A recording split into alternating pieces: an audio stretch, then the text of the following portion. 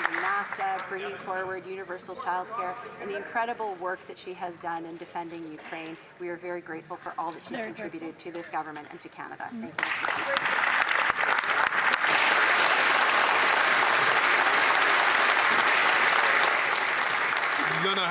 The Honourable Leader of the Opposition. For the Finance Minister. Who are you?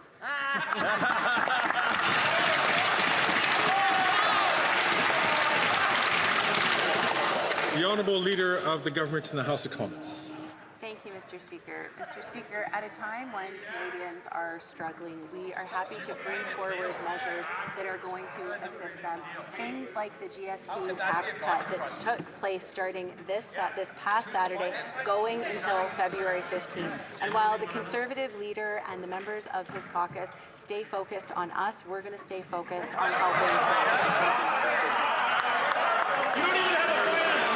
The Honourable Leader of the Opposition. Mr. Speaker, it was a serious question. Who is the Finance Minister? After the Finance Minister's resignation this morning, automatically the Industry Minister became Minister of Finance. And congratulations. But he immediately quit. After him, in the line of precedence, it was the two Randys. Well, they don't want it. So now we don't have a finance minister just a couple of minutes before the fall economic statement will be presented. So where's the minister? The Honourable Leader of the Government, The Honourable Leader of the Government in the House of Commons. Thank you, Mr. Speaker. As I said, our government is looking forward to presenting the fall economic statement later this afternoon. There are important measures in that update, measures that are important for Canadians. It's time for the Leader of the Conservatives to recognize that while he's focused on us, we are focused on Canadians. The Honourable Leader of the Opposition. Mr. Speaker, just to underline the chaos we're faced with here, the Finance Minister resigned the day she was to present the fall budget, which was going to contain a massive deficit overrun. The job then went automatically to the Industry Minister, who immediately resigned, like on the spot, which then went down the line, and the next person in order was the famous two Randys. And they're not available to do the job either. We're now less than 2 hours away from the fall economic update. Why won't the Prime Minister have the courage to come in here, present it himself, and put it for a confidence vote tonight?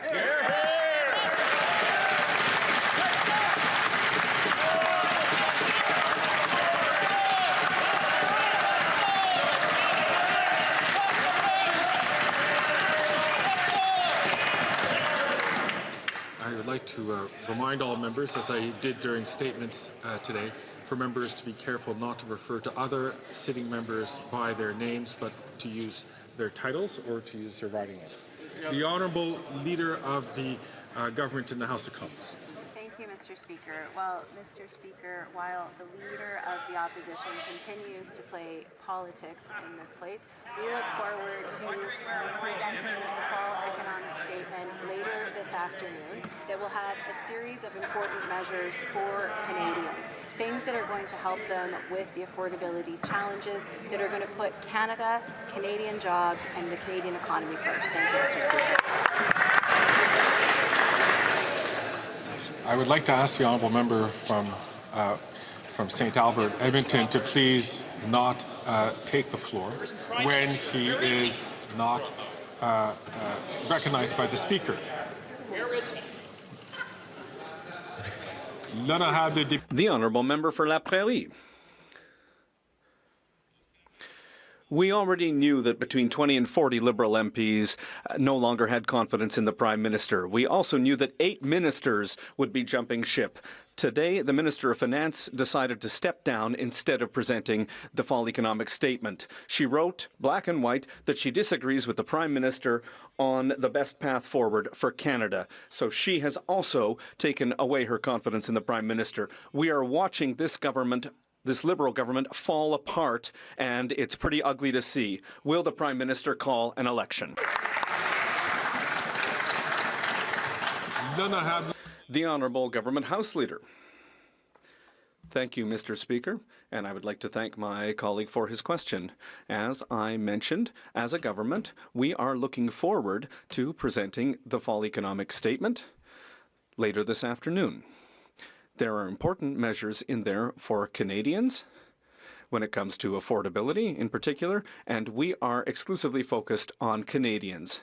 And we will continue to protect Canadian economy and Canadian jobs. The Honourable Member for La Prairie. The Deputy Prime Minister has quit because of the Liberals' electoral handouts. She said that Canadians know when we're working for them and when we're focused on ourselves. Mr. Speaker, people can see through their political games. Quebecers don't want these political handouts. Businesses don't want them. Even the Finance Minister doesn't want them. The only person who wants these is the NDP leader and the Prime Minister of Canada. Will they finally stop sabotaging Canada's economy for, so they can buy votes? The Honourable Leader of the Government in the House of Commons. Thank you, Mr. Speaker. And once again, I would like to thank my colleague for his question. Cutting the GST on essentials for Canadians is something that's important for many Canadians. And I've heard from many people in my riding who have said that this is something that is important for them. Restaurants, small and medium-sized businesses say that this is something that's important for them, and we are proud of having put that motion forward. The Honourable Member from Burnaby South. People can't afford their groceries. People can't find a home to call their own. And the Conservatives are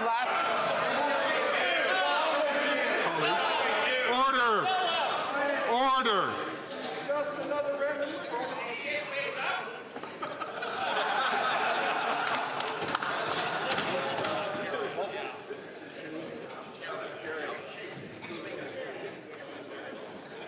The Honourable Member from Burnaby South from the top, please.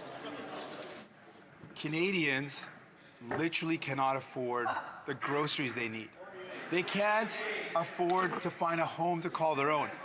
And now Trump, buddies of the Conservatives, MAGA Conservatives love this guy, Trump is threatening hundreds of thousands of jobs in Canada. And the Prime Minister is more focused on himself, on infighting. The Prime Minister cannot remain in that position. Will he resign?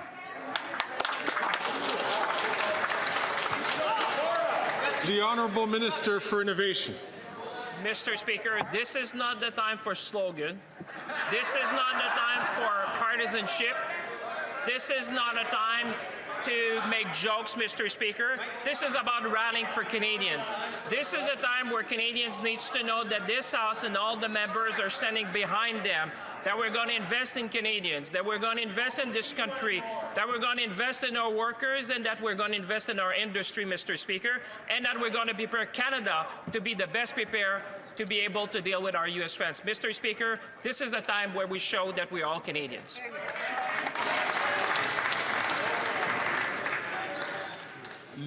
The Honourable Member for Burnaby South. So I'll ask again in French. Les gens de la misère. People are having a very hard time paying for groceries. Young people can't find affordable housing. And beyond that, we have the threat of Trump's tariffs.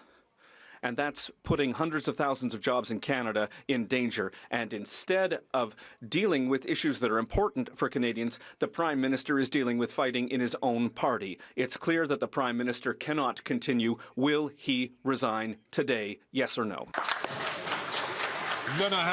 The Honourable Minister of Innovation. Mr. Speaker, as I said, this isn't a time for jokes. This isn't a time for partisanship. It's certainly not a time for conservative slogans, Mr. Speaker. It's time, Mr. Speaker, to work together as parliamentarians to defend Canada, to invest in Canada, to defend our workers, to invest in our industry. And, Mr. Speaker, I call on all members of this House to do their civic duty to work for the good of Canada so that we can face the incoming American administration. Mr. Speaker, today we are all Canadians. Let's work together. The Honourable Leader of the Opposition. Mr. Speaker, the NDP leader is absolutely right. This cannot continue. This Prime Minister cannot go on like this. Housing costs have doubled. Food bank use has doubled. The debt has doubled. Gun crime has doubled. And now we face troubling tariff threats from a president who can see weakness coming from a mile away. The Prime Minister must leave this job, but there's only one person who can remove him, and that's the leader of the NDP. Will he put the country ahead of his pension and vote for a carbon tax election now?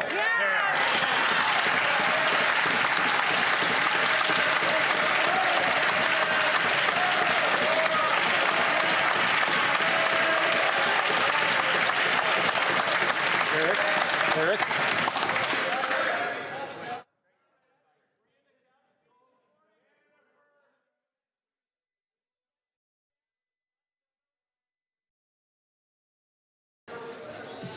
So, although the preamble to that question dealt with the administration of government, the question itself did not, and the chair has made it clear that we're not doing that.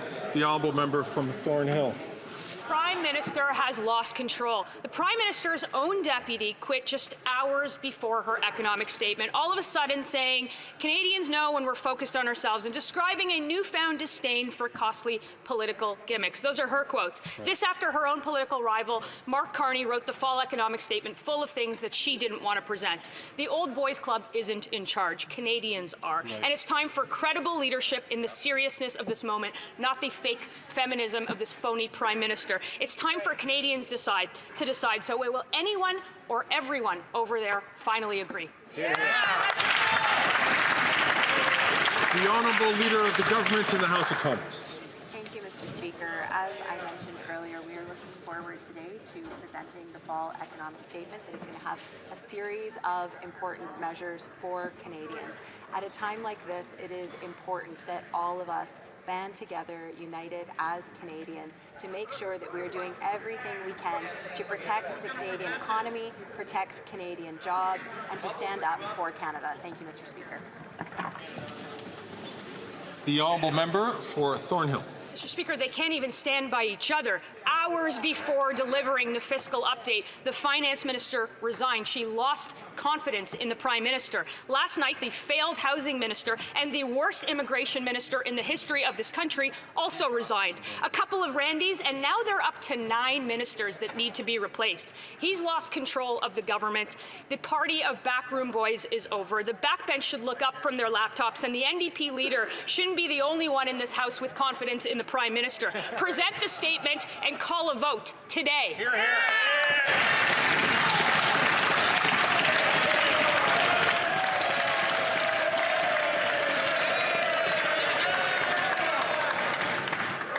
Again, I'm just going to, for the last time, order. Order. I'm going to ask members once again to remind themselves not to refer to members by their first names. The Honourable Minister for Housing, Infrastructure and Communities. Now, Mr. Speaker, I'm not sure who she's talking about, but I'm still here for now. I can guarantee you, Mr. Speaker, that there are 2 kinds of people who run for office in politics. There are people who want to do something, and there are people who want to be somebody. And I can tell you, on our side of the House, we want to do things. We want to build the houses to make sure families can afford to keep their roof over their heads.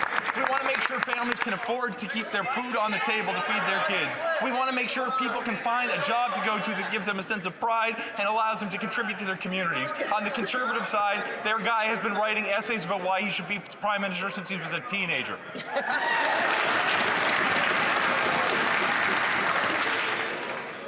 The Honourable Member for Calgary Nose Hill. On Friday, the Prime Minister told Canada's first female finance minister but she was fired, but to keep sweet and present their wildly overspent budget on Monday so that he and an unelected man, Mark Carbon Tax Carney, wouldn't have to take the blame for their broken budget. He then, unbothered, released a video of him making cinnamon buns to get the women folks' vote. How can any woman in that caucus defend that man instead of calling for an election now? Hear, hear. The order. The Honourable Leader of the Government in the House of Commons. Thank you, Mr. Speaker. I didn't realize cinnamon buns were a gendered food, but what I would say is that her question says more about how that member and Conservative members view women in this country than anything else. Thank you, Mr. Speaker. The Honourable Member for Calgary-Nose Hill. Are facing violence in the streets. They can't afford groceries. They can't afford to buy presents for their kids for the holidays. They can't afford anything. Canadian women are far worse off under this fake feminist Prime Minister. And now he fired Canada's first female Finance Minister because she dared question him. That sounds pretty familiar. No strong women exist in that caucus. Why would any woman defend this man instead of calling for an election?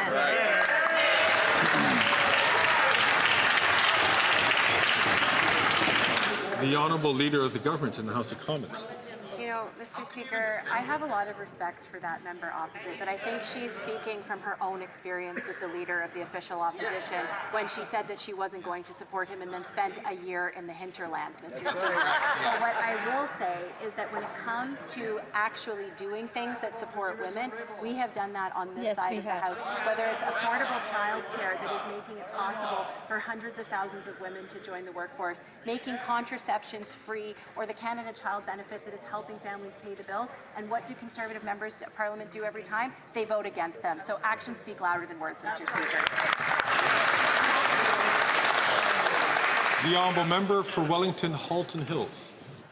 Mr. Speaker, this Prime Minister has lost control. He's lost control of the economy. He's lost control of immigration. He's lost control of so many files. And now he's lost control of the government.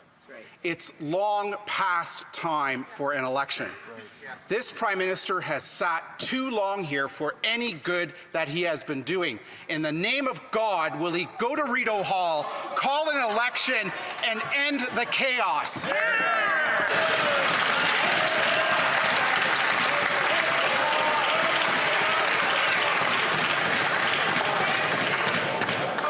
Order. The Honourable Leader of the Government in the House of Commons. Thank you, Mr. Speaker.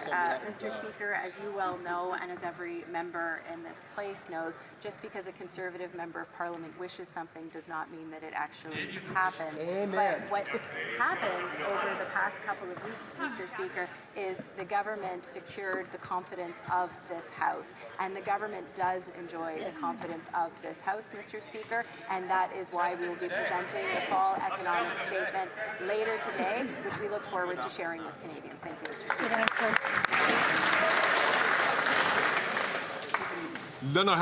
The Honourable Member for La Prairie. We're watching a historic moment here. The Deputy Prime Minister quit, saying that she disagreed with the Prime Minister on the path forward for Canada. The Deputy Prime Minister no longer has confidence in this Prime Minister to govern. Her lack of confidence is added to that of 8 other ministers. The Prime Minister can't claim to have the confidence of the people if he doesn't even have the confidence of his own ministers. Will he do the democratic thing and put his future in the hands of the people and call elections? The Honourable Minister of Innovation. Mr. Speaker, on this side of the House, I know that all of our colleagues want to work for Quebec and the entire country, Mr. Speaker. At a time like this, what Quebecers expect is not to hear fiery slogans, Mr. Speaker. They expect us to work together. This is a moment where we need to work together to prepare Quebec and Quebec's industry to face the American administration. We need to prepare Quebec and the rest of Canada to win in the 21st century economy, and I can tell all Quebecers that that's what we're doing on this side of the House. That's what we wake up and do every day, Mr. Speaker. We get up to serve Canadians. We want to be there for Quebecers and the whole country. We'll continue to do so. The Honourable Member for La Prairie. In 2020, the Prime Minister made Bill Morneau step down because he wasn't spending enough, and he put the current Deputy Prime Minister in his place. She has now quit because she wasn't spending enough. Imagine how much the third Finance Minister is going to have to spend to keep their job. they're going to have to go over to the NDP to find somebody who's ready to spend that much. Seriously, this is a disastrous economic statement. Will the Prime Minister resign? The Honourable Minister of Innovation. Mr. Speaker, Quebecers know that the Bloc likes to pick a fight, Mr. Speaker. But today, Mr. Speaker, the government is going to present a fall economic statement, Mr. Speaker, in which will show that we're there for Canada's industry and for workers across the country. At a time like now, Mr. Speaker, what Quebecers and Canadians expect from everyone, and especially from the Bloc Québécois, is that we be there to defend their interests, that we be there for families, for seniors. That's exactly what we're doing on this side of the House, and I hope the Bloc will stand up and support the government, Mr. Speaker. The Honourable Member for La Prairie. The government is getting ready to table an economic update without a finance minister. Nobody, not even the Liberals, wants to wear this economic statement. It's the ultimate proof that we can't go forward with a $60 billion deficit just to offer political gimmicks. A deficit for measures that neither Quebecers nor businesses have asked for. Measures in this have been denounced by economists, including in the Finance Department. It's not surprising that nobody in the Liberal Party wants to be responsible for it. Will the Prime Minister do the right thing and stop with these measures? The Honourable Minister of Innovation. Mr. Speaker, we want to move forward. If the Bloc wants to go backwards, that's up to them. But on this side, we're going to go forward, Mr. Speaker. Why? Because families in Quebec, Mr. Speaker, who are watching us, need a government that's there for them, that's there for dental care, for kids, for seniors, for industry, for Quebec, for Canada. Mr. Speaker, on this side of the House, we'll continue to fight. We will continue to fight every day for all Canadians because the country deserves that we be there to stand up for it, Mr. Speaker. I would invite members to please not take the floor when other members have been recognized by the Speaker. The Honourable Member for Charlebourg-Saint-Charles. Mr. Speaker, everyone knows it. The Prime Minister has lost control. He's lost control of immigration. He's lost control of the cost of housing. He's lost control of his caucus. And finally, he's lost control of public spending. And he's lost the confidence of his Deputy Prime Minister and Minister of Finance. The Prime Minister's caused a huge amount of damage for Canada. We know it. Most Canadians know it. But you know, now it's time to say enough.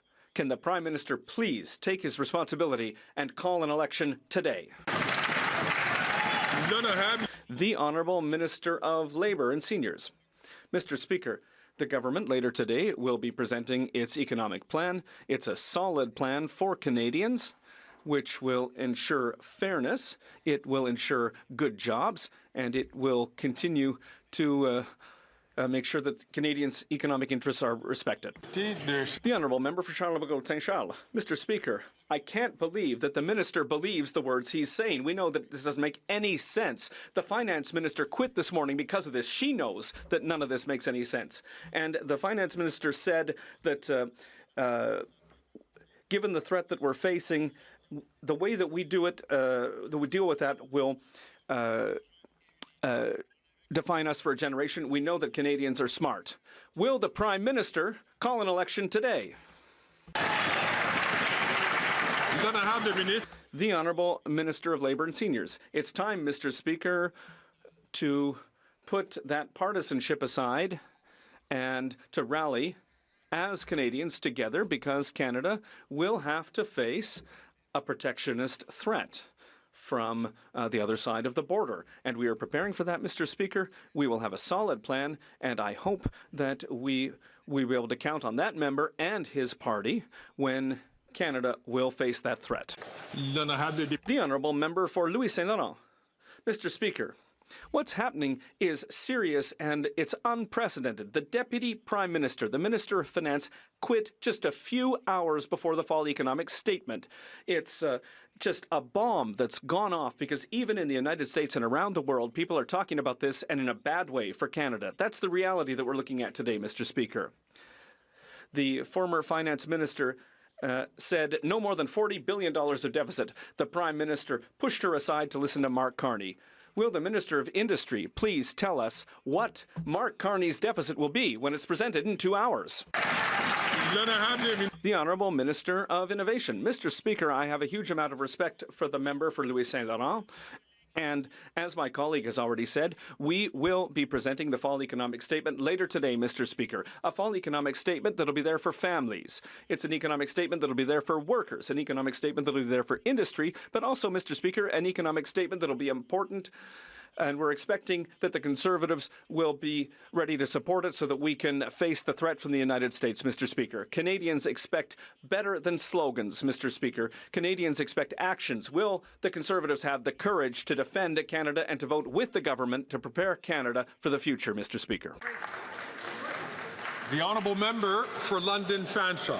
Mr. Speaker, I've heard that Liberals are a shiver looking for a spine to crawl up, and we're seeing this play out in real time as they've let postal workers and, in fact, all workers down.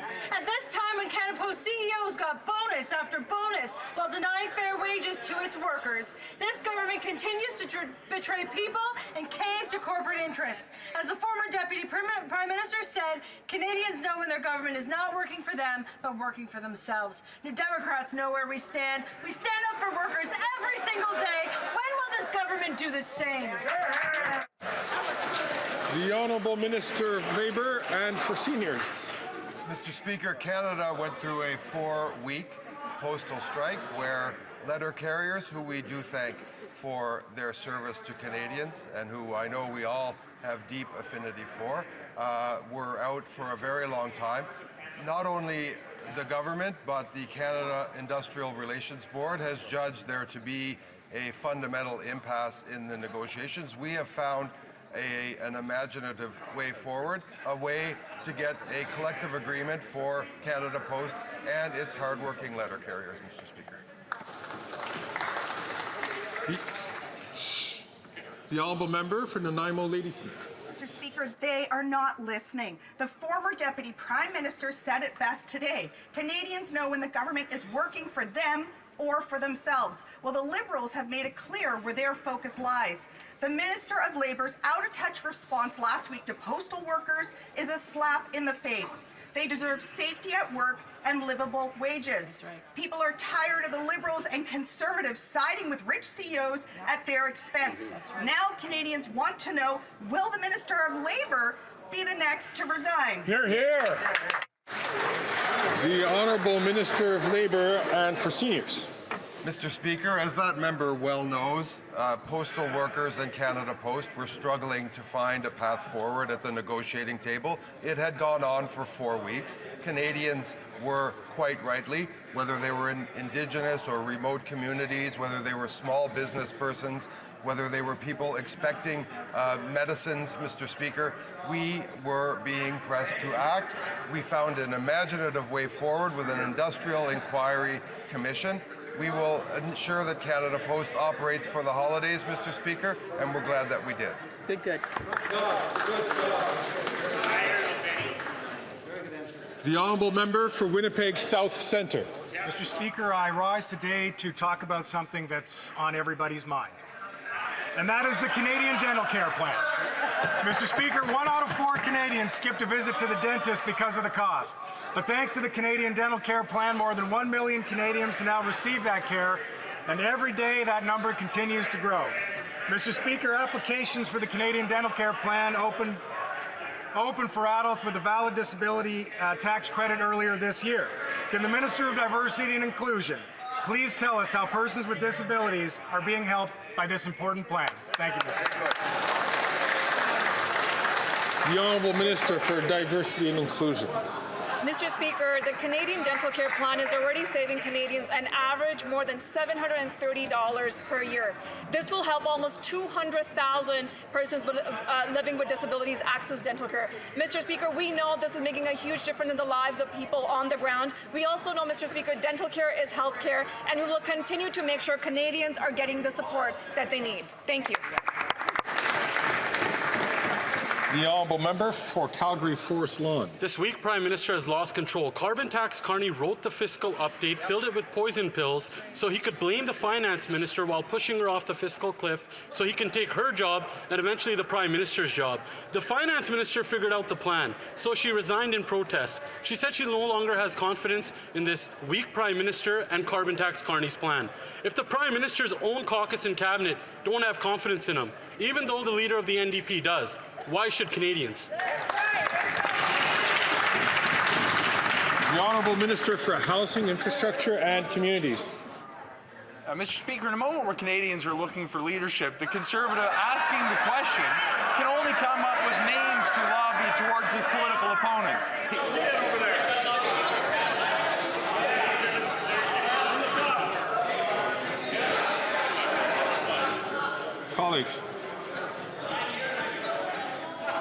Colleagues, it is very important for us to just hear the question and hear the answer. The Honourable Minister, from the start. From the top.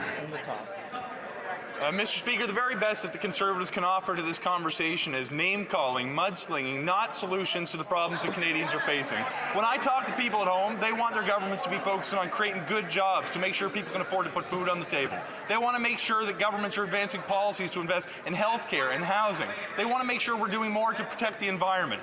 Every time we put policies on the table to accomplish these ends, the Conservatives throw their hands up in the air, vote against, and just sling mud towards their opponents. That is not what people in my community want. It is not what Canadians deserve. We're going to advance solutions that introduce real and meaningful changes that will benefit people who live in this country. I'm just going to ask the Honourable Member from Dufferin-Caledon, please, to hold off on making comments while the other people have the floor. The Honourable Member from Calgary Forest Lawn. He's right. After 9 years of that incompetent minister and the Prime Minister, Canadians are looking for leadership. Carbon tax Carney's Canadian comeback fueled a fiscal feud for the former Finance Minister. Carney wrote the fiscal update, pushed insane inflationary spending, and brought in the 2-month tax trick while trying to blame the Finance Minister for taking Canada's finances off a cliff. Will he stop passing the blame on to women in his caucus and call a carbon tax election now so common sense Conservatives can give the power back to Canadians? The Honourable Minister for Housing, Infrastructure and Communities. Mr. Speaker, I was wrong before when I said all they had was name-calling. Apparently they have alliteration as well. But Mr. Speaker, that is not going to put food on the table for people who need it in my community or his. It is not going to put a roof over the head of people who are vulnerable in this country. Mr. Speaker, if he wants to make this argument about whether women will be supported, I wonder if he has ever approached the leader of the Conservative Party about using hashtags to specifically attract the attention of men who hate women to support him online. I wonder if he's asked questions about why he's cancelled the investigation as to who was behind it, or perhaps it's because he knows it was the Conservative leader himself.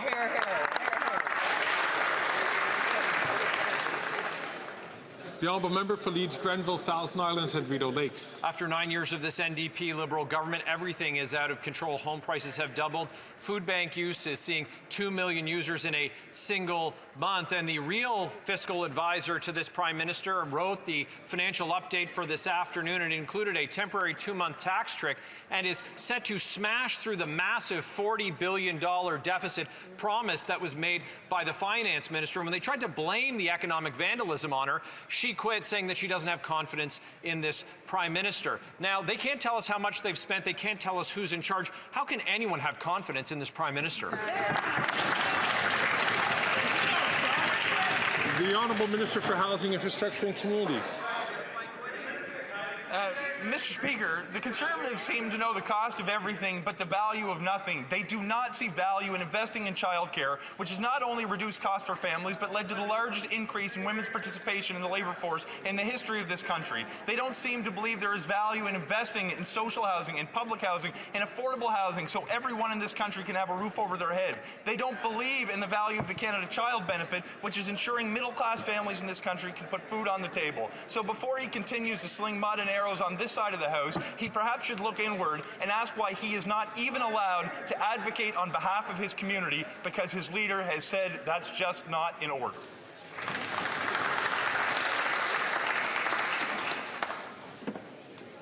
The Honourable Member for Leeds, Grenville, Thousand Islands and Rideau Lakes. Yeah, we talk about having confidence. This is coming from a minister who said just today that he's not going to continue to serve in the cabinet of that Prime Minister. Just like the Finance Minister who said she doesn't have confidence, or the 7 other ministers over there, or the 1 in 5 Liberal MPs who said they don't have confidence in this NDP Liberal Prime Minister who broke housing, who broke immigration, who broke our finances in this country. These Liberals talk about costs, but they have absolutely no idea how much they've spent. No government has ever spent so much to achieve as little as this government has. We know why the NDP leader has confidence in this Prime Minister. It's for his pension. But why should Canadians?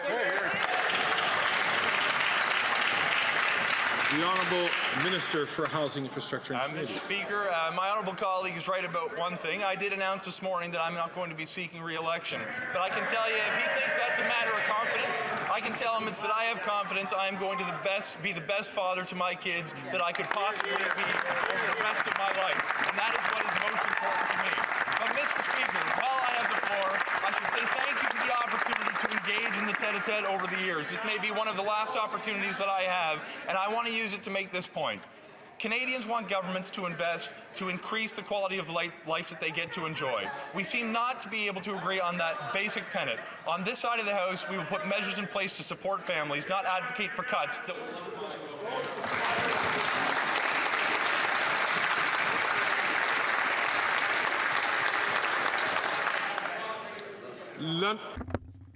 The Honourable Member for Berthier-Masquinongé. I would like to quote the Deputy Prime Minister. Canadians know when we're working for them, and they know when we're focusing on ourselves. Mr. Speaker, she's right. 71% of Quebecers believe that the GST vacation and the Prime Minister's cheque are electioneering measures. Democracy loses out as a whole when so many Quebecers believe that a Prime Minister is trying to buy them off. Will the Prime Minister finally realise that there is a limit to putting Liberal priorities ahead of the common good?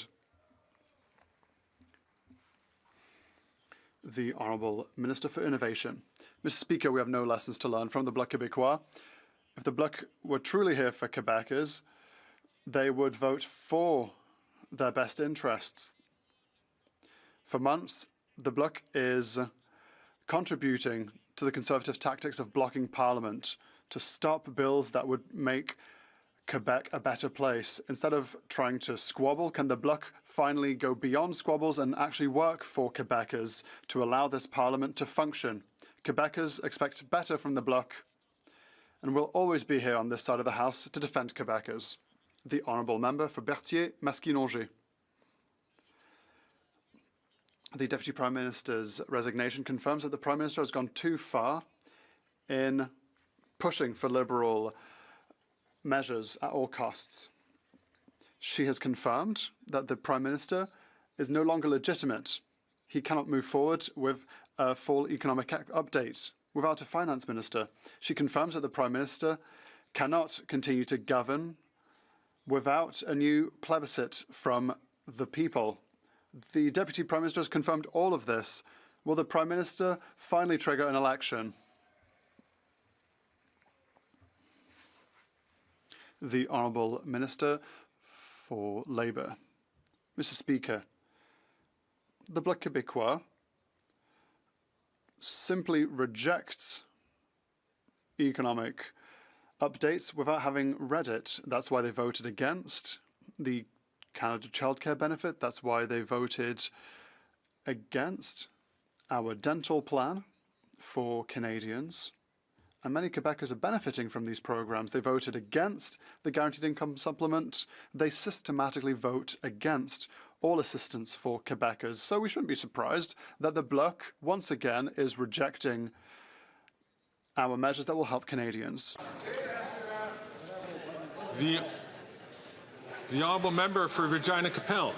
Carbon tax Carney is the Prime Minister's official economic advisor, and his plan was always to push out the Finance Minister and take her place. Let's look at his advice so far. He forced her to bring in the GST tax trick. Carney also forced through insane inflationary spending, smashing through that $40 billion guardrail. Carney's economic plan is so bad, the Finance Minister resigned in protest rather than humiliate herself into reading his homework. Now nobody knows who the Finance Minister is. Mr. Speaker, enough enough is enough. Why won't the Prime Minister do the only honourable thing left and let Canadians decide for themselves in a carbon tax election? The Honourable Leader of the Government in the House of Commons. Thank you, Mr. Speaker. Another day, another attack against Canadians from the Conservative Party of Canada. Anytime someone steps up who disagrees with their vision for Canada, what do? Personal attacks, Mr. Speaker. Mr. Speaker, Canadians deserve better than the slogans and personal attacks that we get from Conservative members of Parliament. Thank you, Mr. Speaker. The Honourable Member for Regina Capel. The attacks on this government's economic record are coming from inside the Liberals' own cabinet, Mr. Speaker.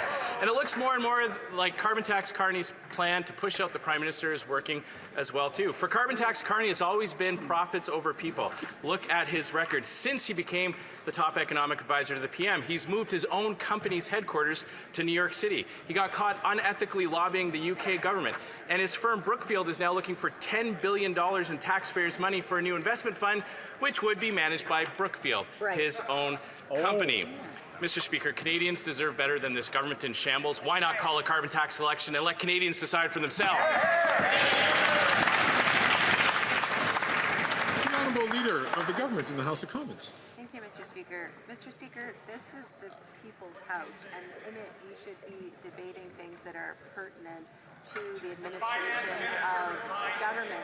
But what we hear from the House Leader from the Conservative Party of Canada is attacks on Canadians, Mr. Speaker. The person he is talking about is not a sitting member of Parliament, is not a cabinet minister. It is someone that they are attacking simply because they do not share their vision of Canada. Mr. Speaker, every single Canadian deserves better than what we hear from the opposition today. Thank you, Mr. Speaker. The Honourable Member for Stormont Dundas, South Glengarry. The Prime Minister's lost control. Hours before delivering a fiscal update, the Finance Minister resigned, joining 1/5 of the Liberal caucus and saying she doesn't have confidence in the Prime Minister either. And there's only one person left keeping this Prime Minister in power, and that's the Leader of the NDP. The fall budget is scheduled to be tabled in 54 minutes, and we don't even know who the Finance Minister is. The Liberals' own cabinet order on succession states if it's not her, it's the Industry Minister, but he says he doesn't want to. So that means it's supposed to go to the disgraced member from Edmonton Centre. The question is, will the other Randy be Canada's next Finance Minister? And how much is he investing in fraud?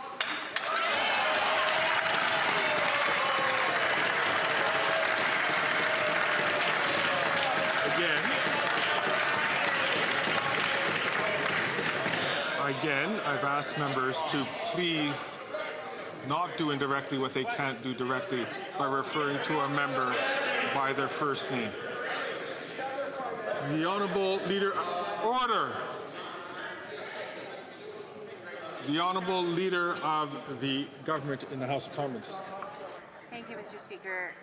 Again, all we see from Conservative members of Parliament is personal attacks and mudslinging against Canadians. Mr. Speaker, what we all need to be doing right now is standing united for our country, making sure that we are protecting the Canadian economy, Canadian jobs, and making things a little bit easier for Canadians. We look forward to presenting the fall economic statement later this afternoon. Thank you, Mr. Speaker. The Honourable Member for Halifax West. Speaker, our government takes the safety of children seriously. That's why we put forward a comprehensive plan to bring Canada into the 21st century and change our online world, making it safer for kids and better for all. The Conservatives are blocking the plan, and they're standing in the way of a better future for our kids online. Parents want the Online Harms Act. Experts want the Online Harms Act. Can the Minister of Justice explain why C-63 must be passed to keep our kids safe? The Honourable Minister of Justice and Attorney General. Mr. Speaker, last week I asked for unanimous consent to split the Online Harms Act and advance the child protection measures as soon as possible. Every single party got on board except for the Conservatives. Mr. Speaker, the Conservative Party said no. to forcing the removal of child sexual abuse material from the internet. They said no to Amanda Todd's mother, Carol. They said no to Rehtaeh Parsons' mother and all the other parents who are begging us to act. While Conservative inaction keeps child sexual abuse material online, on this side of the House, the government will continue to fight for victims, parents and kids to keep them safe. The honourable member for Mégantic-L'Érable. The Prime Minister has completely lost the plot. He's lost control of immigration, of our borders, of public finances. He's also lost the confidence of 20 or 40 members of his caucus. He's lost the confidence and trust of his right-hand woman, the former Minister of Finance.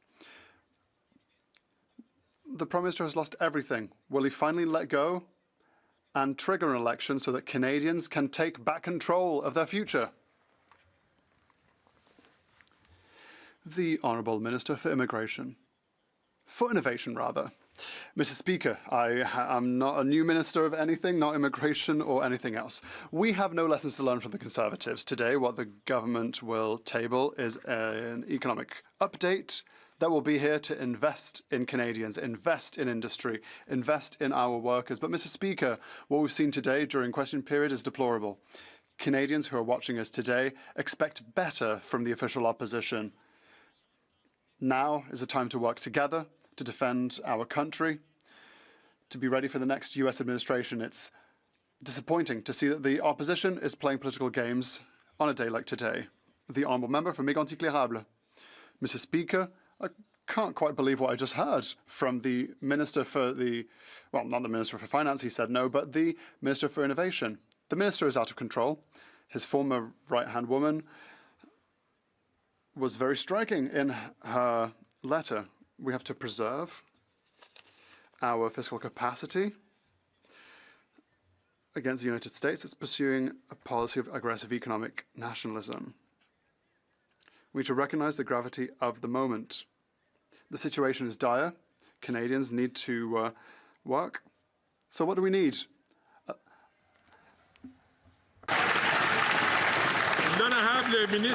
The Honourable Minister for Labour and Seniors. Mr. Speaker, it's not by shouting slogans that this member will claim to create unity in our country. Our government has a serious plan to move forward. We will, through our full economic statement, provide for prosperity rather, for all Canadians, and we will be here to protect Canadians against any potential threat. The honourable member for Peterborough-Kawartha. The Prime Minister is spiraling so bad, and his obsession for power is dangerous. It's actually dangerous, and it is killing people every day. In Peterborough, and the Peterborough and area families are suffering the greatest rates of food insecurity ever recorded. Do you know what food insecurity means, Mr. Speaker? Starvation, hunger, children. Enough. This is as serious as it gets. The Finance Minister quit hours before she was supposed to do this, and she doesn't have confidence in this Prime Minister. No one does. This man is a disgrace, and we need an election now.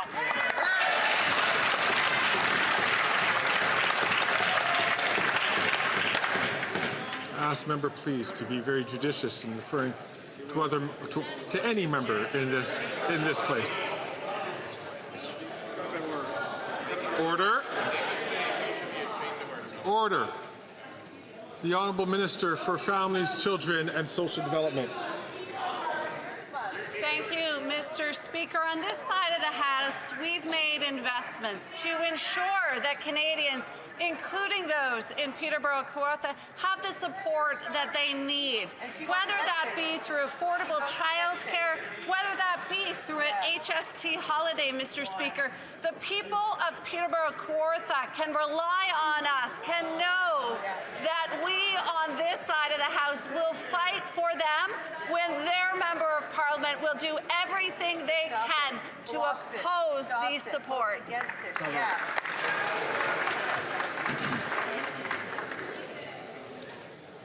The honourable member for Vancouver Quadra. Mr. Mr. Speaker, children in Canada are just not safe online. Our government wants to join the many countries that have now adopted online safety regulations. Yet the Conservatives are preventing our Online Harms Act from moving forward. In fact, shockingly, they're blocking our efforts to remove child sex abuse material from the internet. How disgusting. Can the Justice Minister please describe the importance of Bill C-63 to parents and children and explain why Canadians so urgently need this law now? Good question. The Honourable Minister of Justice and Attorney General. Mr. Speaker, the Online Harms Bill is the product of 4 years of consultation. It is comprehensive legislation that will remove child sex abuse material from the internet. By blocking that very act, the Conservatives have made a clear choice that they will not prioritize the safety of our kids.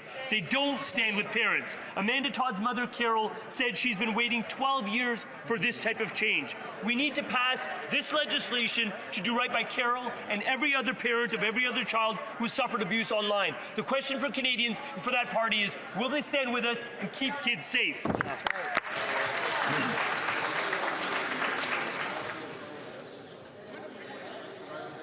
The Honourable Member for North Island Powell River. The Marriage After 60 pension clause is dated, sexist, and unfair. All parties agree it should be eliminated. But the Liberals have sat on their hands and let veterans and their spouses down. The Liberals' former deputy leader said it best: Canadians can tell when the government is focused on themselves and not on real people. And failing to remove this clause proves it. When will the Liberals stop labeling women gold diggers and get rid of this archaic, sexist clause? Hear, hear. The Honourable Minister for Veterans Affairs. Thank you very much, Mr. Speaker. I'd like to thank my colleague for her question and also to take a moment to thank the members of the Canadian Armed Forces for their service. Mr. Speaker, when a person serves in the military, we all recognize that their family serves with them. Our government is sensitive to the situation of widowed spouses who have married veterans after the age of 60, and our government is committed to improving and supporting members of their family as we move forward. Thank you so much, Mr. Speaker. The Honourable Member for Saanich Gulf Islands. Thank you, Mr. Speaker. And my last question in 2024, I think of the IPCC report. I'm sorry. Yes, I mean, colleagues, really. I'd like to just hear the Honourable Member. She's at the far end of the room. It's difficult for me to hear, and I would like her to please start again. The Honourable Member.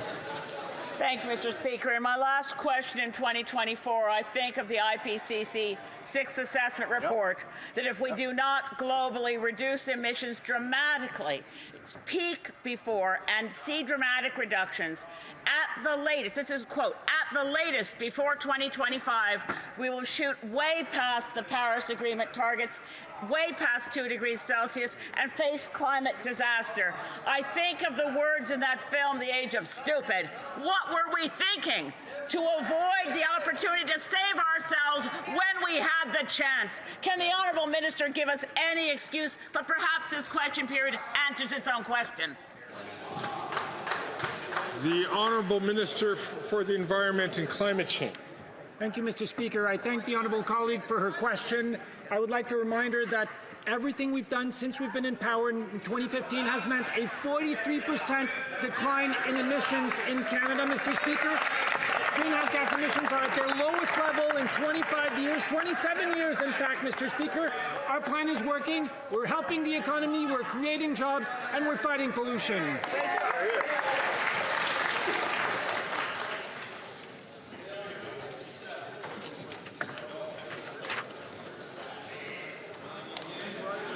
Affaires courantes ordinaires. Dépôt de documents.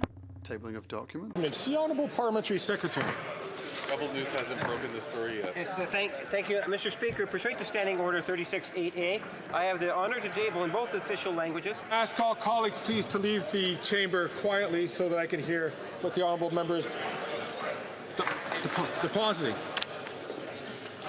I do have a few things I'd like to say that are very wonderful about the future. Ready to go? Mr. Speaker, pursuant to Standing Order 36.8a, I have the honour to table in both official languages the government's responses to 46 petitions. These returns will be tabled in an electronic format. Introduction of government bills. Déclaration des ministres. Rapport de délégation. Reports from interparliamentary delegations. Presenting reports from committees. The honourable member for Humber River, Black Creek. Thank you very much, Mr. Speaker, and I truly have the honour today, as we get into the end of 2024, to present in both official languages the 23rd report of the Standing Committee on International Trade, entitled Canada's Supply Chain and Expanded International Trade, Challenges and Measures for 2024 and as we move into the future. Thank you, Mr. Speaker. The honourable member from Fleetwood Port Fells. Thank you, Mr. Speaker. I have the honour to present in both official languages the 9th interim report of the Special Committee on the Canada-China People's Republic of China relationship, entitled Canada's Indo-Pacific Strategy 2 years later. Our diplomatic, economic and military presence is valued in the region, and we're making investments in long-term relationships that will be very beneficial for Canada and that region in years to come. Pursuant to Standing Order 109, the committee requests that the government table a comprehensive response to this report. The honourable member for Mississauga Malton. I have the honour to present in both official languages the 16th report of the Standing Committee on Public Safety and National Security in relation to the motion adopted on October 23rd, 2023, regarding the growing problem of car thefts in Canada. Thank you very much. I understand that the official opposition is going to be presenting a dissenting report. The honourable member from Kildonan and St. Paul. Thank you, Mr. Speaker. I just want to put on the record that Conservatives of Public Safety Committee have included a dissenting report on the Public Safety National Security Committee auto theft report. We heard a lot of testimony from police that this government's soft on crime measures have increased auto thefts in this country. We need tougher bail measures. We need tougher criminal code sentencing penalties for those responsible for auto theft. Conservatives have brought forward repeated measures to do so, voted down by this Liberal government. It's very clear, Mr. Speaker, and we've reflected this in our dissenting report, that the only way we're going to get less auto thefts in this country is if a Conservative majority government comes into power and brings in those criminal code changes to toughen up our measures and ensure the people responsible for stealing cars are put behind bars. That's what's going to happen if a Conservative government comes into power. We've reflected this in our dissenting report, Mr. Speaker. I'm very proud to contribute that to the public safety report on auto thefts. Thank you. Here.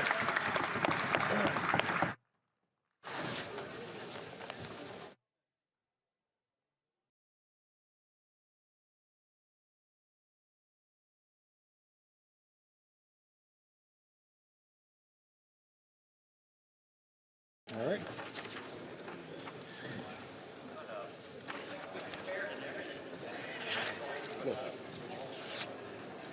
Oh, I see that Mr. Dubourg, I see that the honourable member from Bourassa has his hand up. L'honorable député. The honourable member for Bourassa. Merci, Monsieur le Président. Thank you, Mr. Speaker. I have two reports to table. First of all, I have the honour to table in both official languages the 17th report of the Standing Committee on Veterans Affairs, entitled Supplementary Estimates B, 2024-25, votes 1B and 5B, under Department of Veterans Affairs. And the second report, Mr. Speaker. To present in both official languages the 18th report of the Standing Committee on Veterans Affairs, entitled The Persian Gulf War Was a War. Pursuant to Standing Order 109, the committee requests that the government table a comprehensive response to this report. Thank you, Chair. I thank the honourable member. I believe that the official opposition will present a dissenting report. The honourable member for Moose Jaw, Lake Centre, Lanigan. Thank you, Mr. Speaker. I would like to table this supplementary report with the House to ensure that the voices of veterans are heard. Over the course of the study in the Standing Committee on Veterans Affairs, we heard from from many different veterans, particularly from veterans who served in the war in Afghanistan, who continue to be ignored and disrespected by this Liberal government. The committee agreed to study the designation of wartime service, which extends beyond just veterans who fought in the Persian Gulf War. In fact, even veterans who fought in the Persian Gulf raised this point several times. Yet the report tabled in the committee completely neglected to mention even a single veteran who fought in Afghanistan. Veterans put their lives on the line in combat and graciously agreed to travel to Ottawa and share their experiences with the committee, so we owe it to them to include the wisdom they shared with us. Mr. Speaker, Common Sense Conservatives want to make it clear that we are listening to veterans, and we won't let this Liberal government and their NDP allies to continue to ignore their concerns. Thank you. Thank the honourable member. Introduction of private members' bills. First reading of Senate public bills. Mr. Baker, seconded by Mr. Maloney, moves that Bill C-276, an act respecting Ukrainian Heritage Month, be now read a first time. The honourable member for Etobicoke Centre. Mr. Speaker, I rise today to introduce in this House Bill S-276, an act respecting Ukrainian Heritage Month. This bill has passed the Senate, and if passed here in the House, the bill will declare September of every year Ukrainian Heritage Month. I'd like to thank the member for Etobicoke Lakeshore for co-sponsoring this bill with me, and I hope members of all parties will support this bill. The first Ukrainian immigrants to Canada came on September 7th, 1891, and today there are approximately 1.4 million Canadians of Ukrainian descent. They have made an important impact on our country. It spans coast to coast to coast, whether that be economic, social, political, or economic life. At the same time, Canada has welcomed and supported Ukrainian Canadians. Canada was the first country to recognize Ukraine's independence. Canada has recognized the Holodomor as a genocide, and Canada has been a global leader in supporting the Ukrainian people in their fight against Russia's brutal invasion, and we have said that we will stand with the Ukrainian people until they win. Ukrainian Heritage Month would offer a special opportunity for us to celebrate Ukrainian heritage, the role Canada has played in supporting Ukrainian Canadians, and the contributions that Ukrainian Canadians have made and continue to make to Canada. Slava Kanadi, Slava Ukraini! Героям слава! This motion is deemed adopted. First reading of this bill, premier lecture de ce projet de loi. When shall this motion be read a second time? At the next sitting of the House. Motions. Motion. Présentation des pétitions. Presenting petitions. L'honorable député d'Algoma-Manitoulin. The honourable member for Algoma-Manitoulin-Kapuskasing. I stand once again in this House to table a petition signed by residents of Wikwimikong unceded territory and surrounding area calling on the Government of Canada to assist in the funding required to build a new elders facility in Wikwimikong. The petitioners note that they have received funding from the Government of Ontario, CMHC, and from community members, but there is a funding shortfall of $20 million.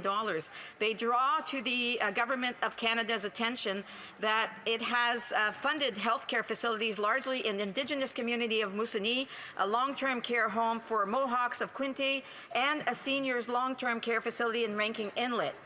They add that the current facility in Wikwimikong has reached the end of its life expectancy, and it's vital for the community to ensure that elders can stay in their community to not only share their knowledge and experience with younger generations and remain close to their families, but also not to be subjected to another era of assimilation. Mr. Speaker, I have one more petition. Actually, there's several of these petitions.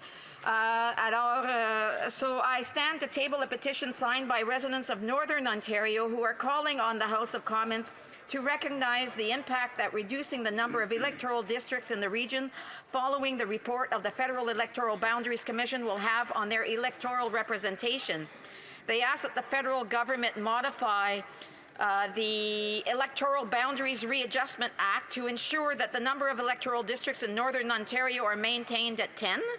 The petitioners also ask that this House respect the Supreme Court of Canada's 1991 Carter decision that states effective representation and good government in this country compel that factors other than voter parity, such as geography and community of interest, be taken into account in setting electoral boundaries. Thank you very much, Mr. Speaker. The honourable member from Dauphin Swan River, Nipola. Thank you, Mr. Speaker. It's always an honor to present a petition on behalf of constituents. Mr. Speaker, I rise for the 56th time on behalf of the people of Swan River, Manitoba, to present a petition on the rising rate of crime. The community of Swan River is struggling with the rising rate of crime in their area. Statistics Canada reports that after 9 years of this Liberal government, violent crime has risen by 50% and gang-related homicides have nearly doubled. Within the last 5 years, the crime severity index in Swan River has increased by over 50%. According to the RCMP, 4 individuals in Swan River alone were responsible for 309 total offences, 53 of which were violent offences over the course of 18 months. This is why people of Swan River are demanding jail, not bail, for violent repeat offenders. Mr. Speaker, the people of Swan River demand that this Liberal government repeal their soft-on-crime policies that directly threaten their livelihoods and their community. I support the good people of Swan River. Here, here. Great people. The honourable member for Nanaimo, Lady Smith. I'm sorry, for Port Moody, Coquitlam. Thank you, Mr. Speaker. And I rise today in a petition around affordable housing, as successive Liberal and Conservative governments have been neglected investing in affordable housing for decades, and predatory landlords have been able to take advantage of the vulnerabilities. The average rent in Coquitlam, in my riding of Coquitlam, for a 2-bedroom apartment has reached $2,900. Corporate landlords are increasingly using rent-evictions and demo-evictions to demolish affordable housing. So the undersigned ask for the government to impose a moratorium on rent-evictions and other forms of displacing tenants, invest in affordable housing, nonprofit and co-op housing, and stop providing billions of dollars in handouts to corporate landlords who are buying up existing affordable housing, evicting people, and raising rents.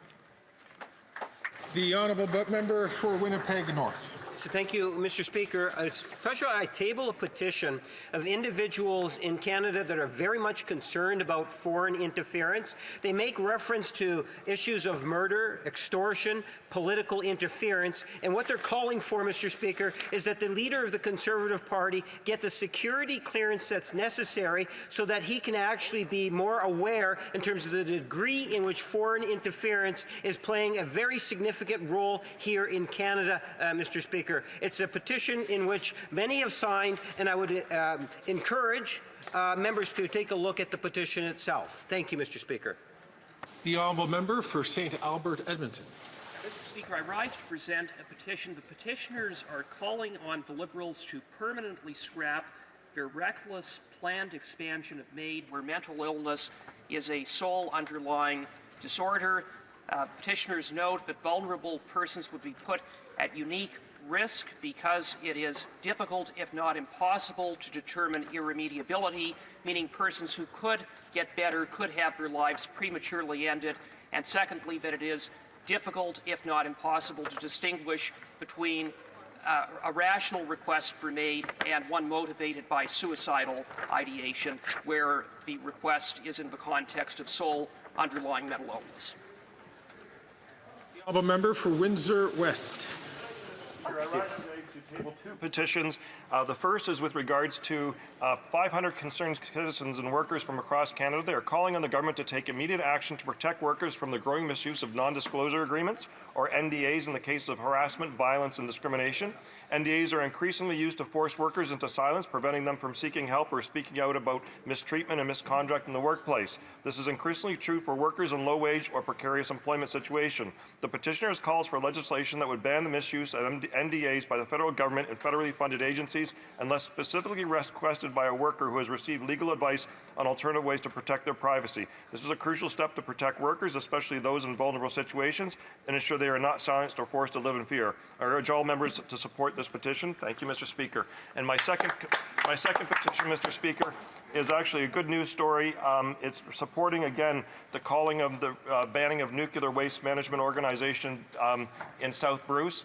Despite the fact that we have had a good positive decision as of November 28th, the final decision was made to actually choose an alternative location in Northern Ontario for nuclear waste disposal. The petitioners still want this government to have a proper process in place. The petitioners are concerned about the transportation, processing, burial, and abandonment of close to 1,200 tons of nuclear waste that would remain radioactive for 100,000 years. And they are calling for this to be actually reviewed and mandated through legislation and through law, because the process that was taken through South Bruce was dysfunctional for the community.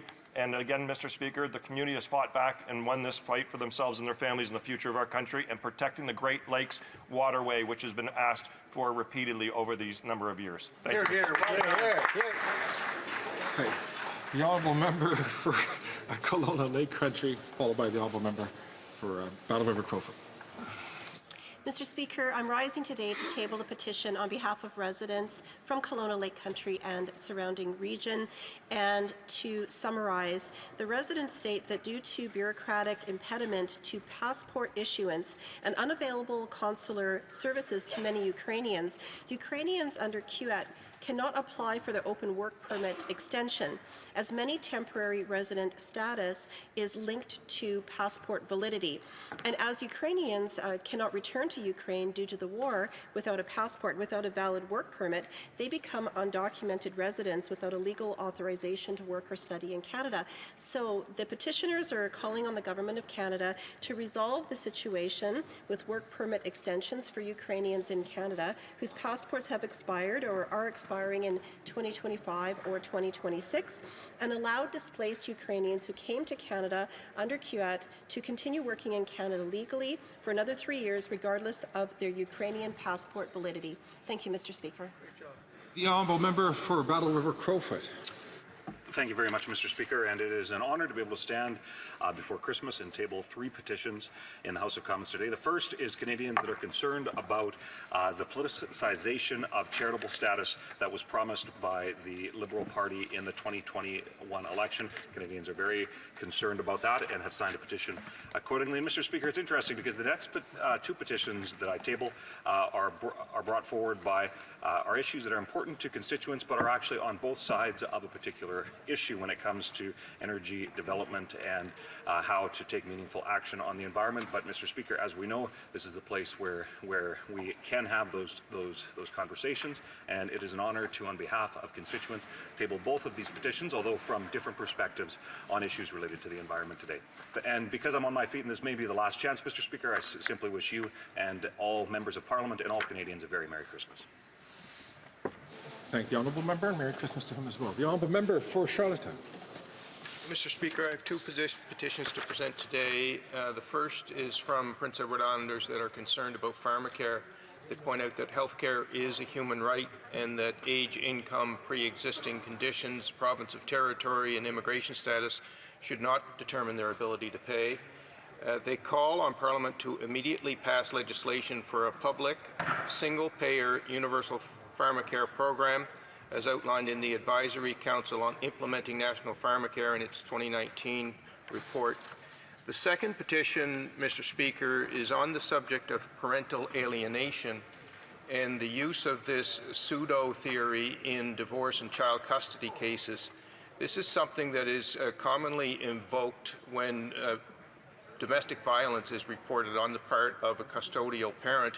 It's an unfounded and dangerous theory, and sometimes causes courts to lose sight of the best interests of the child and make decisions focused on parental rights and to trivialize domestic violence. The United Nations has actually spoken out on this through a special rapporteur.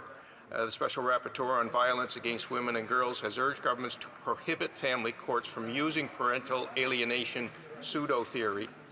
And that is exactly what the petitioners are calling on the Government of Canada to do. That is to amend the Divorce Act to prohibit parental alienation accusations in family disputes. Thank you, Mr. Speaker. The honourable member from Prince George, Peace River, Northern Rockies.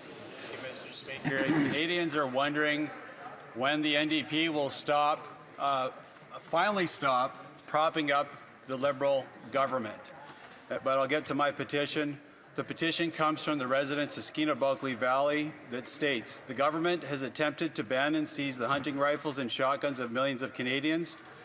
The targeting of farmers and hunters does not fight crime, and the government has failed those who participate in the Canadian traditions of sport shooting.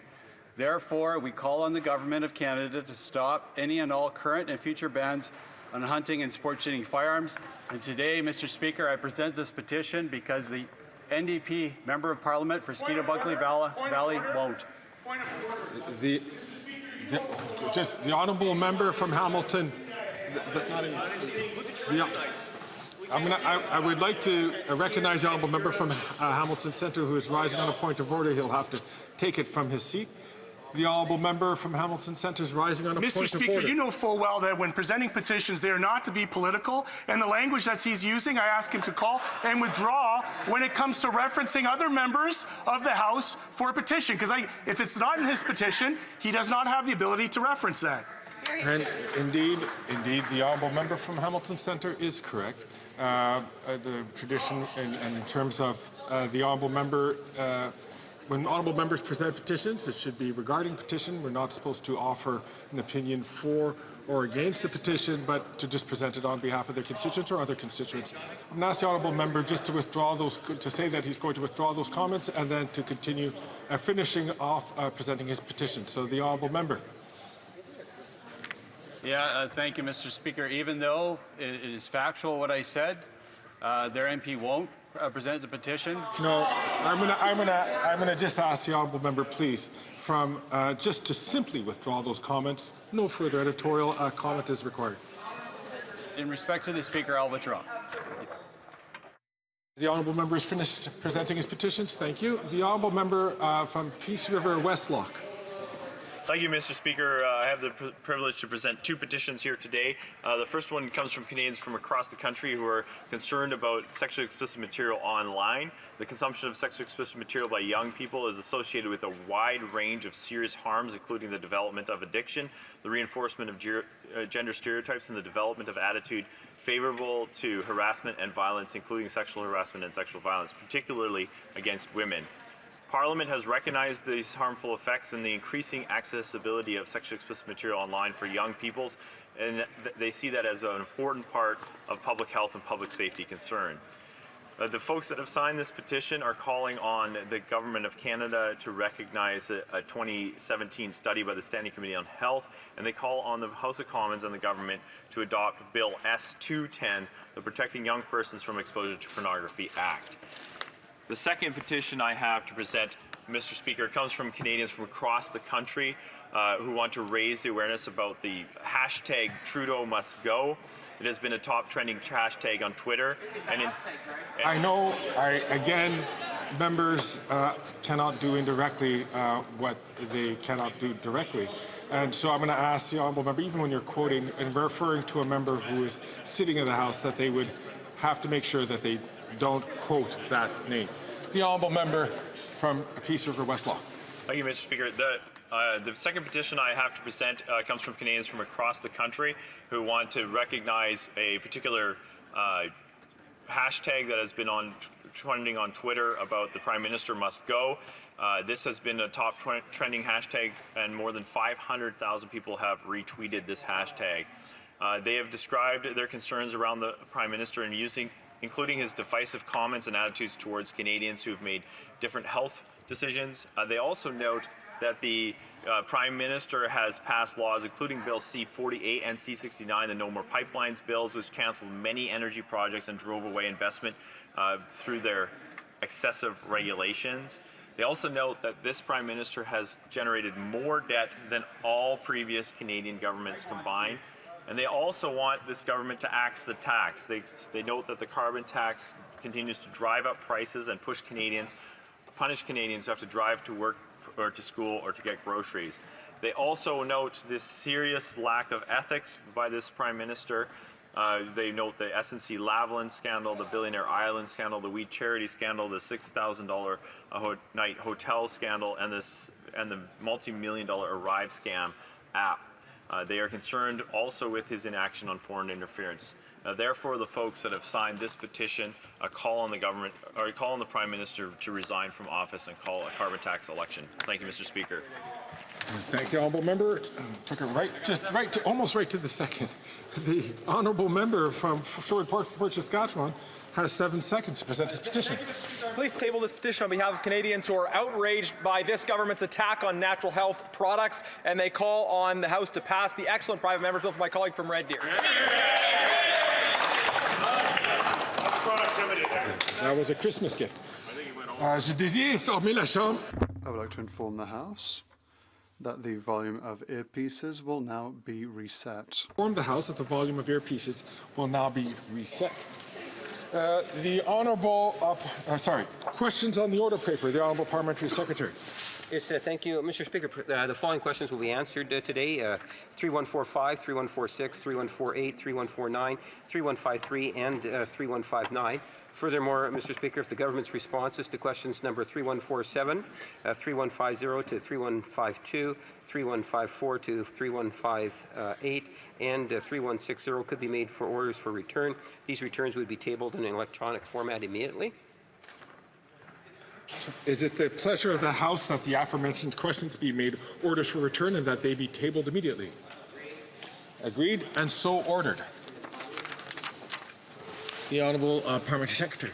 Finally, Mr. Speaker, I would then ask that all remaining questions be allowed to stand at this time, please. Thank the Honourable Member. I wish to inform the House that I have received notice of a request for an emergency debate. I invite the Honourable Member for Regina Capel to rise and make a brief intervention. Thank you very much, Mr. Speaker. And I've been in this place now for almost 20 years, over 20 years. I've never seen a situation like this before. Today is the day that the government waited to table the fall economic update, where they would publish the true deficit numbers that Canadians will be on the hook for. As you know, the Finance Minister resigned this morning. It's unclear. There are some media reports indicating that there may be a replacement now, but at the time of the writing of this letter, it wasn't even clear who the Finance Minister was. All this at a time when Canadians are facing an emergency situation. They're facing the fastest rate of inflation in over a generation. Food inflation, food prices rising 37% faster here in Canada than in the United States. They're facing a housing crisis that the Prime Minister caused by doubling housing, mortgage, and rent payments. 2 million Canadians are lining up at food banks. There are crime and chaos in our street, and now we have a government in shambles. By waiting until the second last day of the December sitting, the government was hoping to table the fall economic update and then run and hide for 6 weeks in the snow, depriving parliamentarians of holding this government to account for the very thing that Parliament exists for, to oversee government spending. Because of this situation, Mr. Speaker, we find ourselves in an unprecedented case where some new person is going to table the fall economic update. We believe, that's according to media reports, it's still unclear. So it's unclear as to how the economic update will be presented. It's unclear as to whether or not any parliamentarians will be able to participate in any kind of a questioning of whichever minister ends up delivering it or tabling it, if they actually do. And then the House rises at the end of the day tomorrow for 6 weeks. Because of this unprecedented and emergency situation, I believe the best thing you can do to uphold the integrity of Parliament as an institution that exists to oversee, to scrutinize, and approve government taxation and spending is to grant an emergency debate. So that's what my letter to you outlines. When you look at the situation that's facing Canada, threats from abroad, we've got 25% tariffs staring down the barrel of a gun pointed at us by a U.S. president with a strong and fresh new mandate who can smell weakness from a mile away, a cabinet in chaos, 1/5 of the government caucus demanding the Prime Minister resign. Maybe even more. We believe that it is now time for you to grant this House at least the opportunity to question the government for a few hours this evening on what should be their fall economic presentation. The Finance Minister herself said that the former Finance Minister herself said that going past that $40 billion guardrail would plunge the country into another round of nightmarish inflation and interest rate hikes. media reports are speculating as to how high that deficit should go, but I believe will go. But I believe it's incumbent upon you now, Mr. Speaker. I know there are precedents and guidelines you might look to whether or not you should approve an emergency debate or not. I think given the fact that there's really no other opportunity for parliamentarians to debate these issues, to scrutinize the economic update that is scheduled to happen this afternoon, I believe you should put the rights of individual MPs and the House as a collective to be the representative of Canadian taxpayers and hold this government to account for their economic update later on today. Thank you, Mr. Speaker.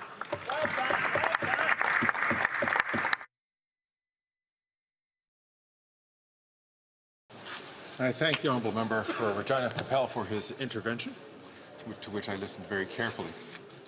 However, I am not satisfied that this request meets the requirements of the standing orders at this time. Orders of the day. Orders of the day, ordre du jour, reprise du débat sur une motion de... Resuming debate on a privilege motion with regards to SETC Canada and on the sub-amendment of Mr. Kelly. The Honourable... Questions and comments. Questions and comments. We have 6 minutes and 50 seconds left for the intervention for the member from Calgary Forest Lawn. I see that the honourable member from South Shore St. Margaret's is rising on his feet. Thank you, Mr. Speaker. I listened intently to the member's speech this morning, and I'd just like him to comment a little bit on the issue of a rare sighting that we've seen today.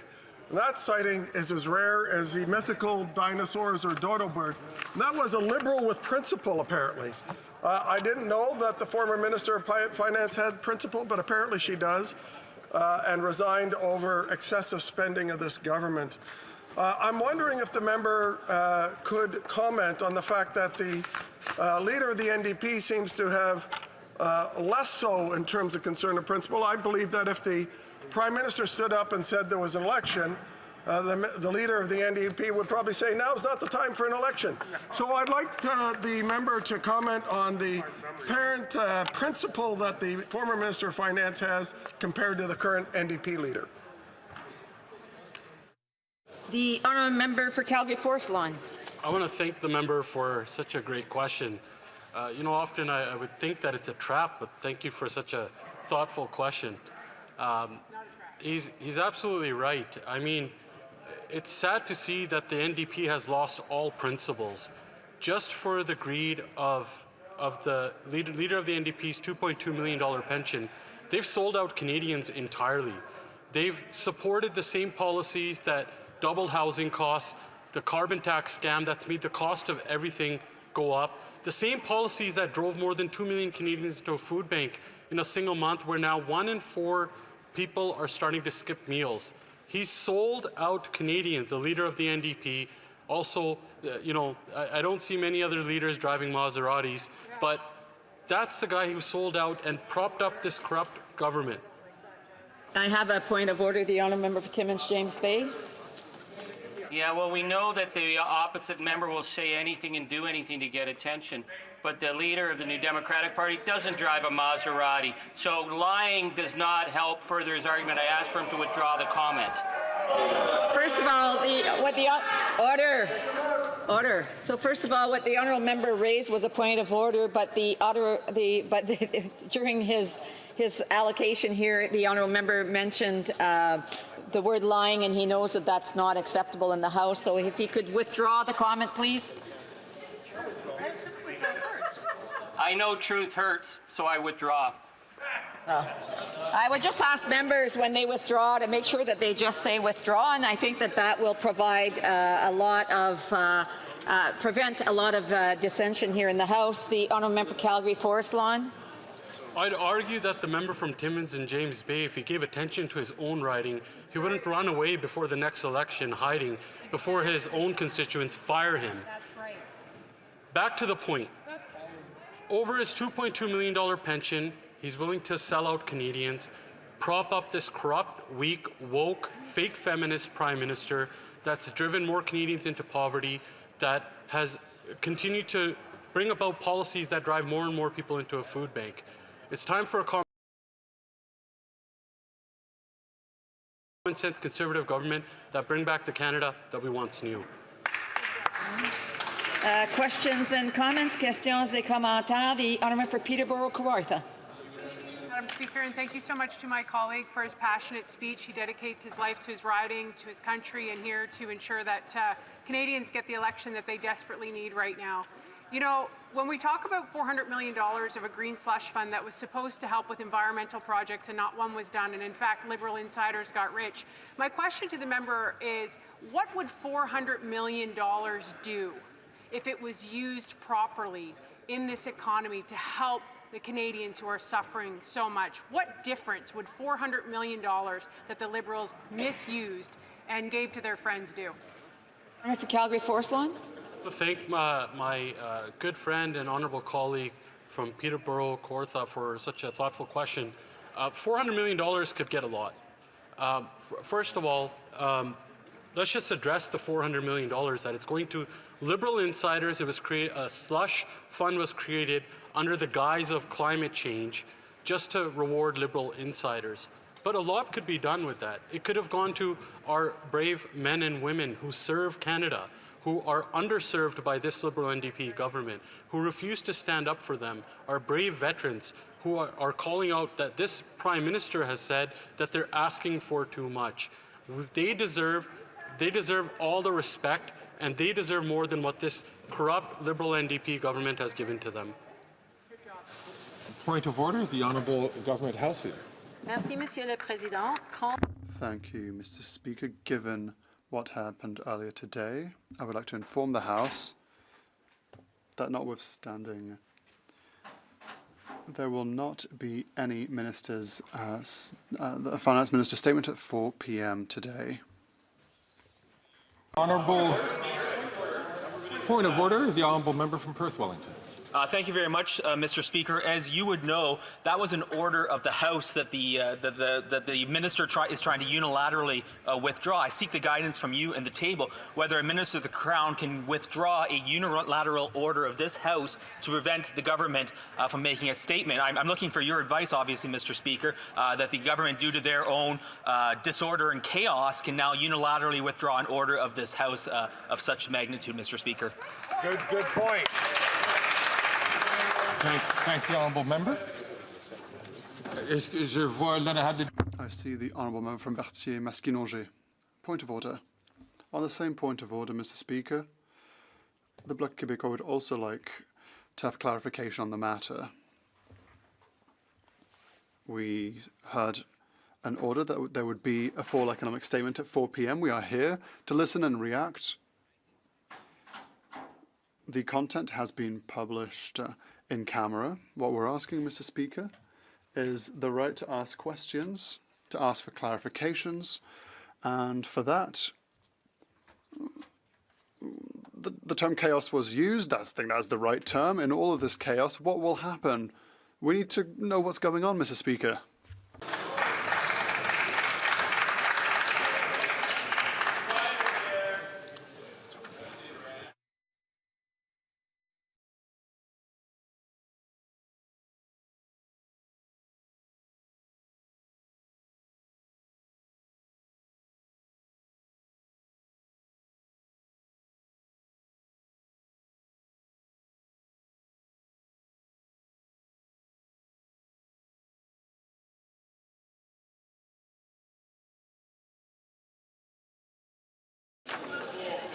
Tout d'abord, first of all, I'd like to thank the Honourable Member from Perth Wellington et aussi l'honorable député de... And the Honourable Member for Berthier-Maskinongé for having raised important points of order.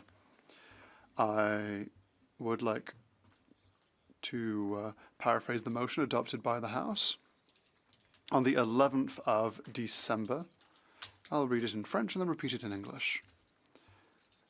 Unanimous consent orders that, notwithstanding any special or standing order of the House or any usage of the House, at 4 p.m. on Monday, 16th of December 2024, the Speaker will interrupt House deliberations to allow the Deputy Prime Minister to make a statement, after which there would be 10 minutes for questions and observations after that statement. A member of each recognised official opposition party and a member of the Green Party will be able to have a question and answer period equivalent to the time spent by the Minister in his or her statement. By unanimous consent, it was ordered that notwithstanding any standing order, special order, or usual practice of the House, at 4 p.m. on Monday, December 16, 2024, the Speaker shall interrupt the proceedings to permit the Deputy Prime Minister and Minister of Finance to make a statement, followed by a period of up to 10 minutes for question and comments. After this statement, a member from each recognized opposition party and a member of the Green Party may reply for a period of approximately equivalent to the same time taken by the Minister's statement, and each statement shall be followed by a period of 10 minutes for questions and comments. Alors, comme l'ordre a été adopté, this order being adopted by the House, there is now leave to give the Minister and Deputy Prime Minister to present the fall economic statement. But the order is for the chair to interrupt at 4. So, just so that members all understand, as it was very clear in the order that was adopted by the House, the order was for the Speaker to interrupt proceedings at 4 o'clock to permit to Deputy Prime Minister and Minister of Finance. So it's a permissive situation here. The order is for me to stand up at 4 o'clock, which I shall do. The Honourable Member from York Simcoe. Sorry. Thank you, Mr. Speaker. And just for the opposition, could you clarify who the Deputy Prime Minister is and who the Minister of Finance is at this time?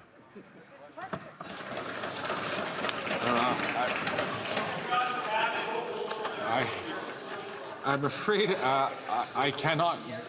I cannot.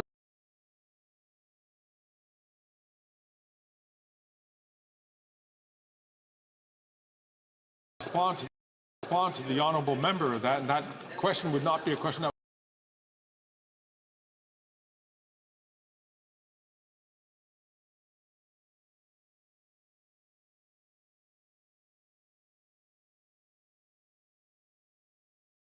Would be posed to the Speaker.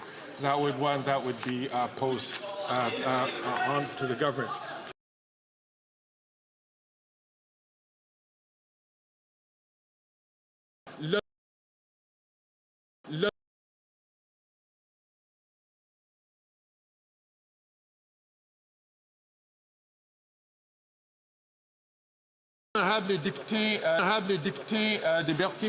The Honourable Member for Berthier-Maskinongé.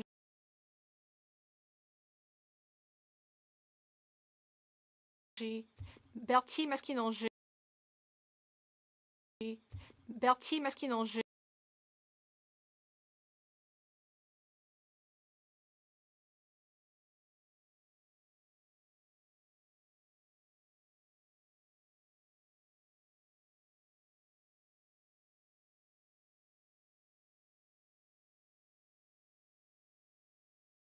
Rising on a point of order. Mr. Speaker, on this rising on a point of order. Mr. Speaker, on the same point of order. Mr. Speaker.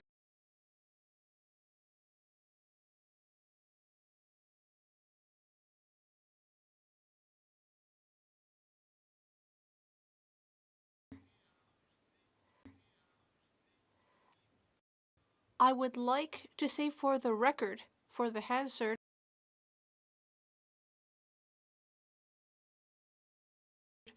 that it shows a real lack of respect, and it's unacceptable. It's a lack of respect towards all Quebecers.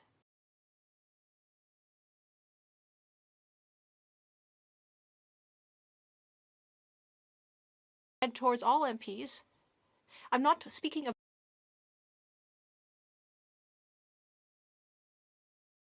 you, but I'm speaking of what's coming from the government here.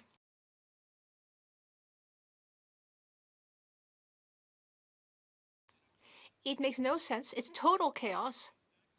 And it proves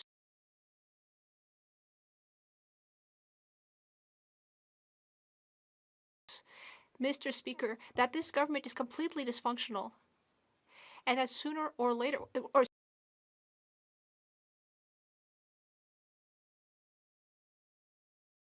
sooner rather than later, we should have an election. This proves that. Before I recognize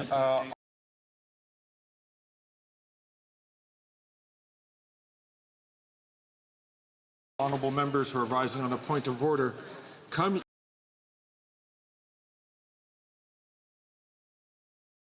il est 16 heures. It being 4 p.m. Pursuant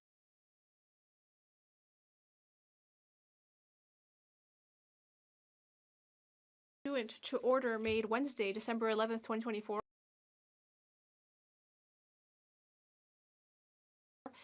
I am required to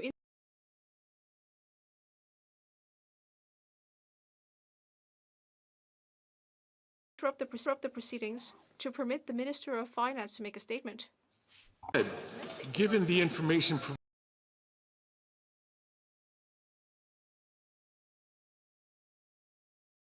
provided by the government House Leader to the House, indicating that the government does not intend to proceed with the statement at this time,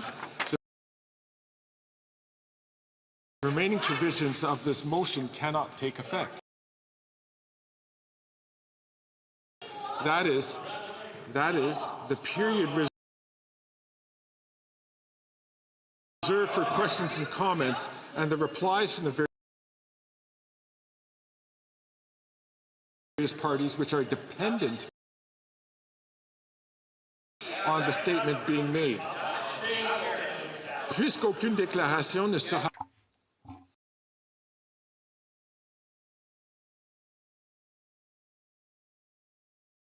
in the absence of a statement, the House will resume the business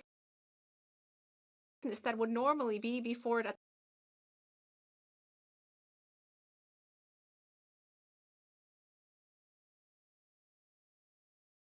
time.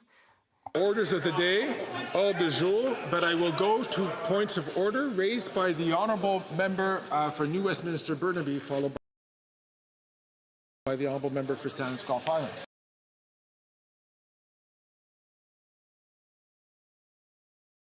Mr. Speaker, this has been a chaotic day, but the reality is this is an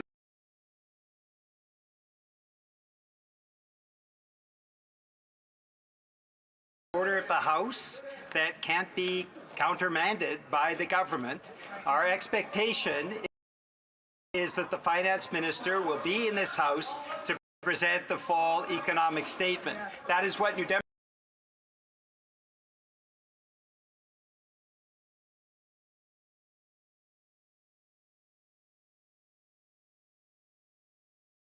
are prepared for. That is what we want to comment and criticize, and that is why we are here. This can't be countermanded by the government itself. Parliament must be by the government itself. Parliament must be respected. And Mr. Speaker, you must uphold the motion that was adopted unanimously by this House. Hear, hear. I see that the honourable member for Sandwich Gulf Islands Sandwich Gulf Islands is rising on her feet. Thank you, Mr. Speaker. And this is not to make the same point as my honourable colleague for New Westminster Burnaby, but given that it was a moment where the Speaker had to stop at 4 o'clock and seek the presentation, I suggest to Mr. Speaker, we're in a really difficult quandary here as opposition party members. We were given access on a confidential, embargoed lockup basis to read the document which we now are not to hear. I'm in a quandary, Mr. Speaker, and I think the honourable table officers have many volumes in front of them. But unless they have a volume of Lewis Carroll, I don't know if they can answer my question. Am I allowed to talk about the document that isn't happening? Good question.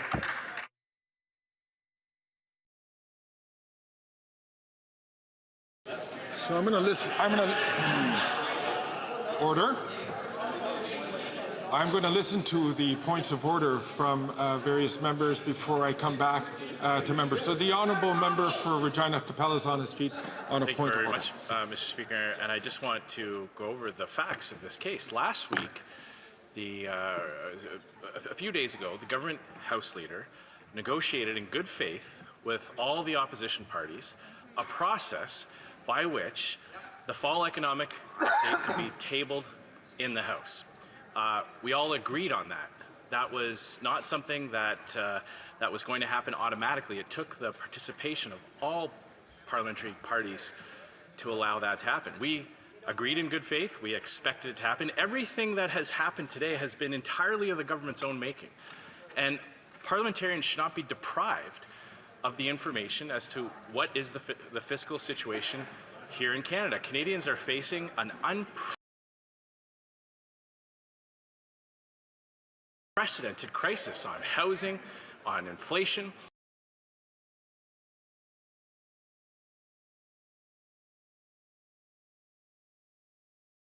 On debt and deficits, and this government has a statutory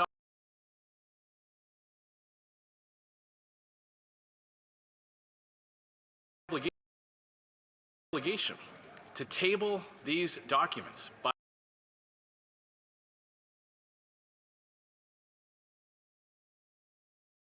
the end of the year. This is the second last sitting day.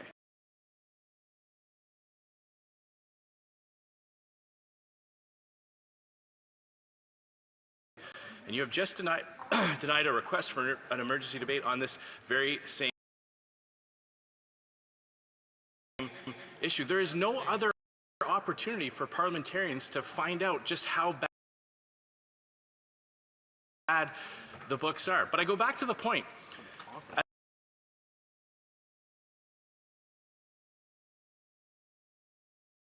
As to the fact that the government themselves initiated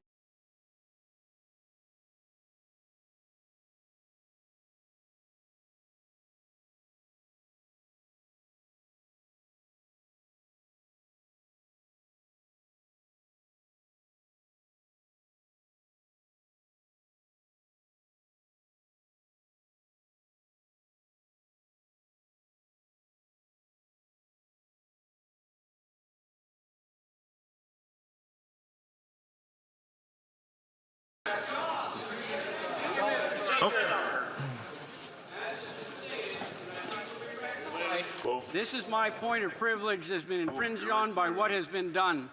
And I feel that this is a very grave injustice for people to have had this information, to come in with minutes before it announced, when those people had the document, were able to go out and use it and have had read it. My privilege has already been broken. Thank you. Thank the Honourable from Calgary-Bow River. I see that the Honourable Leader of the Government in the House of Commons is rising on her feet. Merci, Monsieur le Président. Thank you, Mr. Speaker. Pursuant to Standing Order 32, I have the honor to table in both official languages the Fall Economic Statement 2024. I see that the honourable member from Perth Wellington is rising on his feet. Thank you very much, Mr. Speaker. Now that the fall economic statement has been tabled, I believe we do now proceed to questions to the minister. So I'd like to ask the government to stand in this place and tell us exactly how big the budget deficit was last year. How much did they blow past the $40 billion deficit? Is it a big deficit or is it a super duper deficit?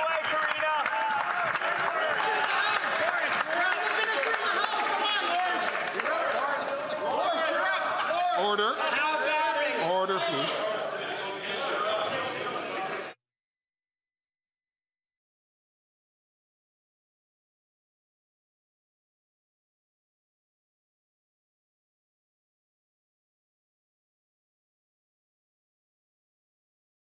That there are a couple of other members who are rising on a point of order. The honourable member from Kitchener Centre was first on his feet. Thank you, Mr. Speaker. Now that the fall economic statement has been tabled, I wonder if there might be unanimous consent for all parties to have a 20-minute round of speeches and 10 minutes of questions and answers, as was already planned to be the case.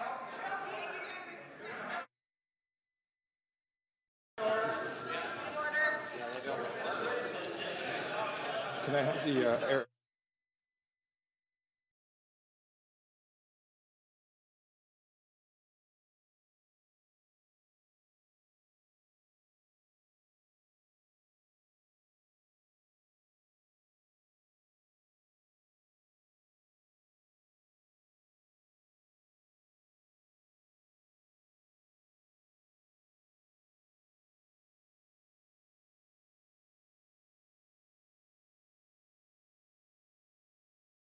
I'm going to ask the honourable member from Kitchener Centre to please repeat his request for unanimous consent.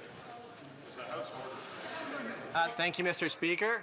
I wonder if there might be unanimous consent of the House to now have all parties offered the opportunity for 20 minutes for a speech and 10 minutes of question and answer afterwards, including the Green Party.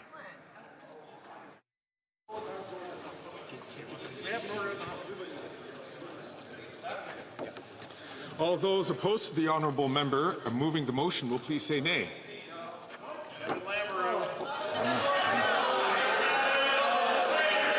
The honourable, I regret to say that the order,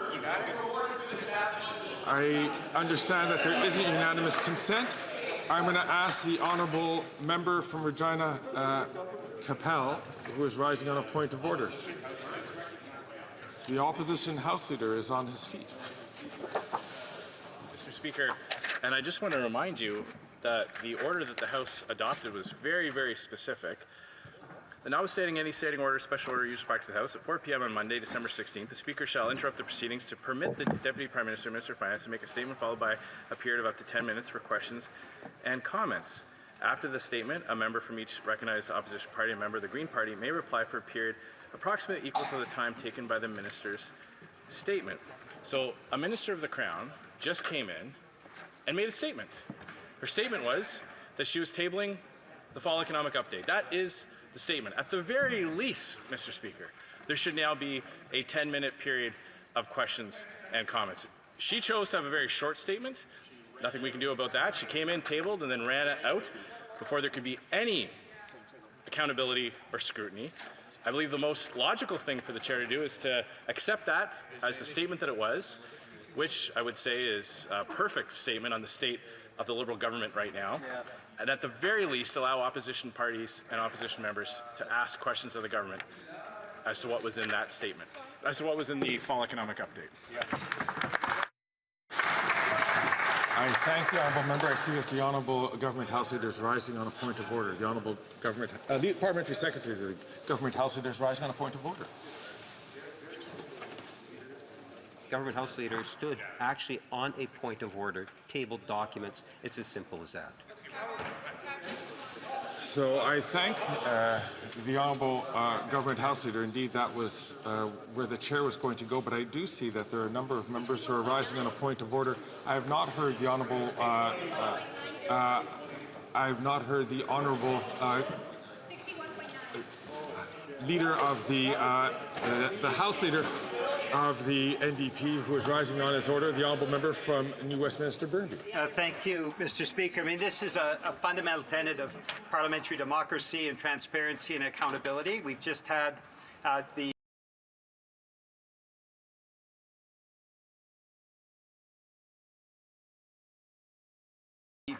tabling of the document.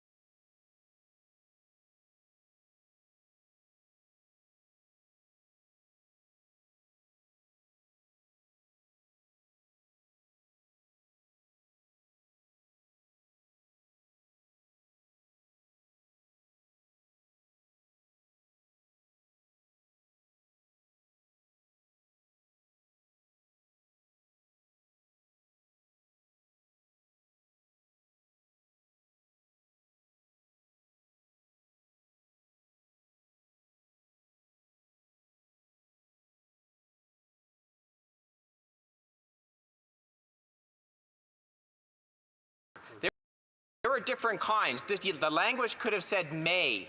May is permissive language. And if the order said may, you would have discretion as to how to proceed. Right. But the proceedings were interrupted in the face of a specific order. And the order says the Speaker shall interrupt the proceedings to permit the Deputy Prime Minister and Minister of Finance to make a statement, followed by a period up to 10 minutes. If they chose not to use their time to make a statement, that is their problem. You are bound by a mandatory order to now give us the opportunity that is set out in this. It's not permissive, it's not optional. It's mandatory, and we, as opposition members, expect you to follow and enforce your mandatory order. Hear, hear, hear.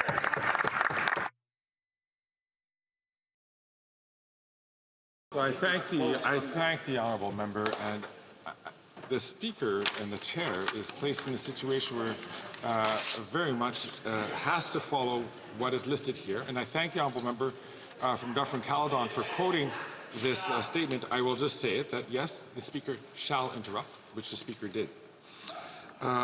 But here's what it is: shall interrupt the proceedings to permit the Deputy Prime Minister and Minister of Finance to make a statement, followed by a period of up to 10 minutes for questions and comments.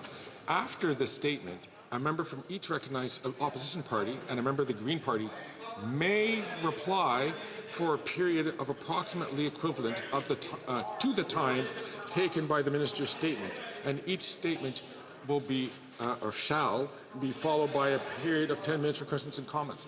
The difficulty that the Chair finds itself in is that the motion is a permissive motion.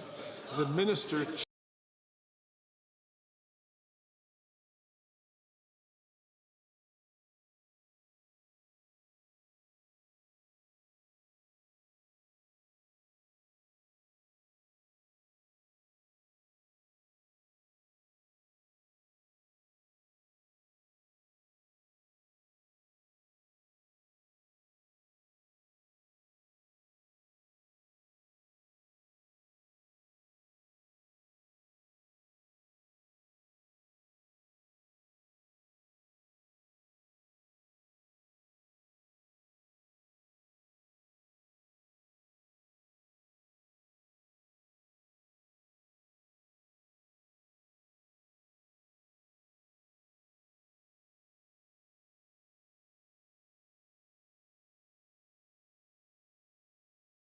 challenge the rights of other parties to speak to the statement and then have questions and answers. And I don't believe you need unanimous consent to proceed to that order of business. Mr. Speaker, with all due respect that I have for you and your office, you have the authority to decide on this. You can choose how long our statements would be and how long questions and answers would be. But there do need to be speeches, Mr. Speaker. Currently, outside this House, journalists are commenting on the content of the fall economic statement. We, parliamentarians, are not being given the privilege of commenting on the statement. So, Mr. Speaker, please, I seriously urge you to consider the fact that you have the authority and the right to permit such a debate. You could even, if you like, Mr. Speaker, suspend the House for a few moments to consult with House employees and clerks to know exactly what procedure to follow. But, Mr. Speaker, you have the duty to preserve some semblance of democracy in a G7 country, need I remind this House. I have many colleagues who have opinions and who are more than willing to comment on the fall economic statement. If the government does not wish to comment on the economic statement, then that's fine. But you, Mr. Speaker, have the right to give us the right to speak. I see that the honourable member for Joliette is rising on the same point of order. Yes, Mr. Speaker, on the same point of order. I've spent the past few hours in a budget lockup to study the budget documents and to prepare to speak in this House because there was an agreement an agreement where I would be able to speak on behalf of my party. I sat down with colleagues and with a team so that we could sit down, study the documents, prepare our stance and position, and prepare to present said position to the House. I think all parties should be allowed to share their position with regard to the economic statement. Now, too bad, so sad for the government if they don't want to or if they can't speak to the statement, but we are ready and willing to speak to the statement, Mr. Speaker. The member from Hamilton Centre is rising on a point of order. Thank you very much, Mr. Speaker. And I know it's not often I get a chance to do this, but I did feel it important to rise and actually concur with the opposition MPs who have stood in this House on multiple occasions to call on you to bring this government to order, to present to this country what their vision of the future is so that we can have an adequate debate. I find it rather gormless that they came into this House, dropped the report, and then left without an opportunity for us to debate here today. Mr. Speaker, I am prepared to listen to the member from Vancouver Kingsway present our party's vision for the future of this country, and I know that the other opposition parties will also have their vision. That is what a Westminster system is designed for. So for them to pretend like they can come here, Mr. Speaker, and there has been disorder in this House, but certainly nothing more chaotic than what we've witnessed over the last hour here. So I call on you, in concordance with members of the Bloc, the Conservative Party, and indeed the Green Party, to bring this government to order and allow us to have a full debate on the fall economic statement. Thank you. Hear, hear. I thank the honourable member, and I understand the honourable member's frustration in this situation, but the chair is bound by the decision that was passed by the House. And after much debate and consultation, I have to follow as things are set out in the House, in the order that was made by the House. I interrupted the proceedings. The minister chose not to make a statement, and therefore the rest of the motion doesn't apply. But I see, je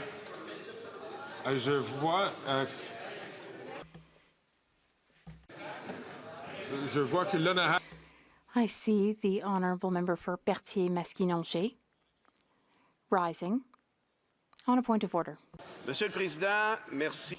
Mr. Speaker, thank you for giving me the floor once again.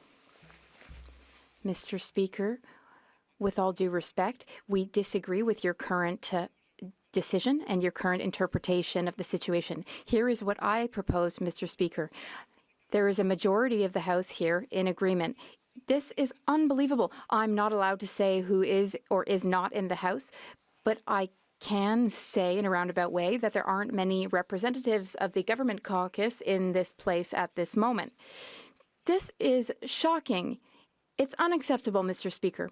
We cannot ignore this. Mr. Speaker, this would be a good opportunity for the chair to earn the trust and confidence of a majority of this House by showing us how seriously you take this. We should have a vote on this matter, on how we wish to proceed, and I think the vote would pass. I think it would pass, because currently the media gets to comment on this, but we don't. It makes no sense. It's nonsense.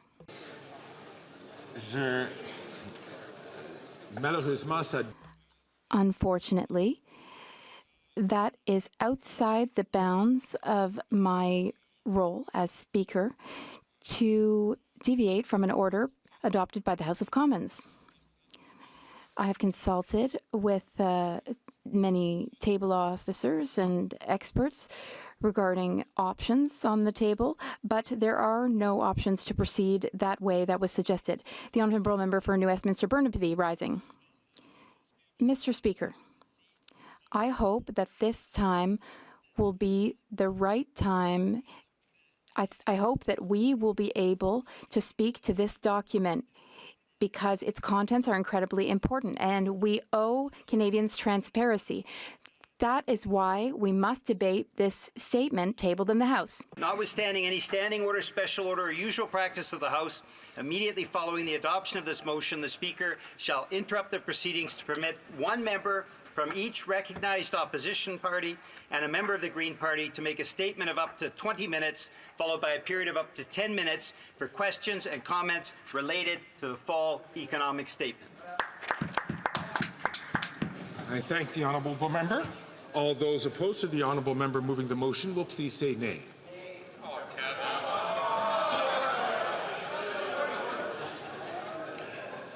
The honourable member from Hamilton Centre is rising on a point of order. Mr. Speaker, surely the honourable member from Winnipeg North would at least give the country the courtesy to rise in his space right now and to tell the rest of the country why he continues to shut down this debate.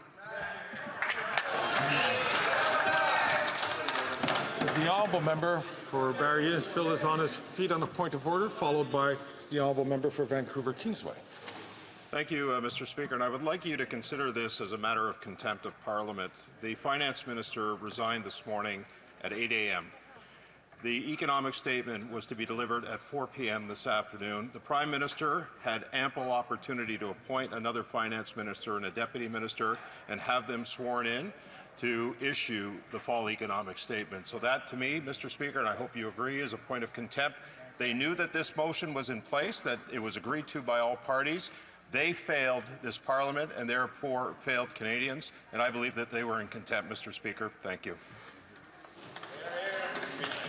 The honourable member, I thank the honourable member. The honourable member from Vancouver Kingsway. Thank you, Mr. Speaker. Mr. Speaker, as the NDP finance critic, I have attended the lockup. I've read the fall economic statement, and I have gone to considerable length, along with my colleagues, to prepare the New Democrats' response to this. What I find patently unfair is that the government has chosen to release that document to the public at 4 o'clock. So that document, a very, very thick book of policies, is now circulating, but there's no opportunity for any other opposition person to have a comment on that, whether Conservative, Bloc, or New Democrat, or Green.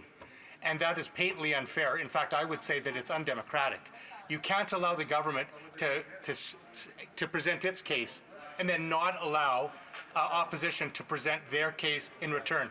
That may be how autocracies work. That is not how democracies work, Mr. Speaker. And I would ask that you allow a specified member from each party to have up to 20 minutes so that we can have our comment on this document, as the Liberals have. And I find it, frankly, a little bit infuriating that the government has allowed its voice to be heard in this document, but stands in this House and says no to allowing any other party to have their say. That is not democratic.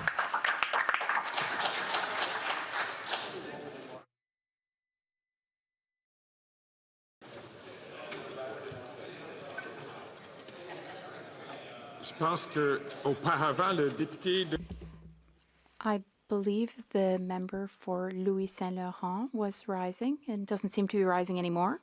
Resuming debate, the honourable. Sorry, I did say orders of the day earlier, but orders of the day again. Orders of the day, resuming debate on a privileged motion concerning the failure to produce documents pertaining to Sustainable Development Technology Canada and on the sub-amendment of Mr. Kelly. The honourable leader of the opposition.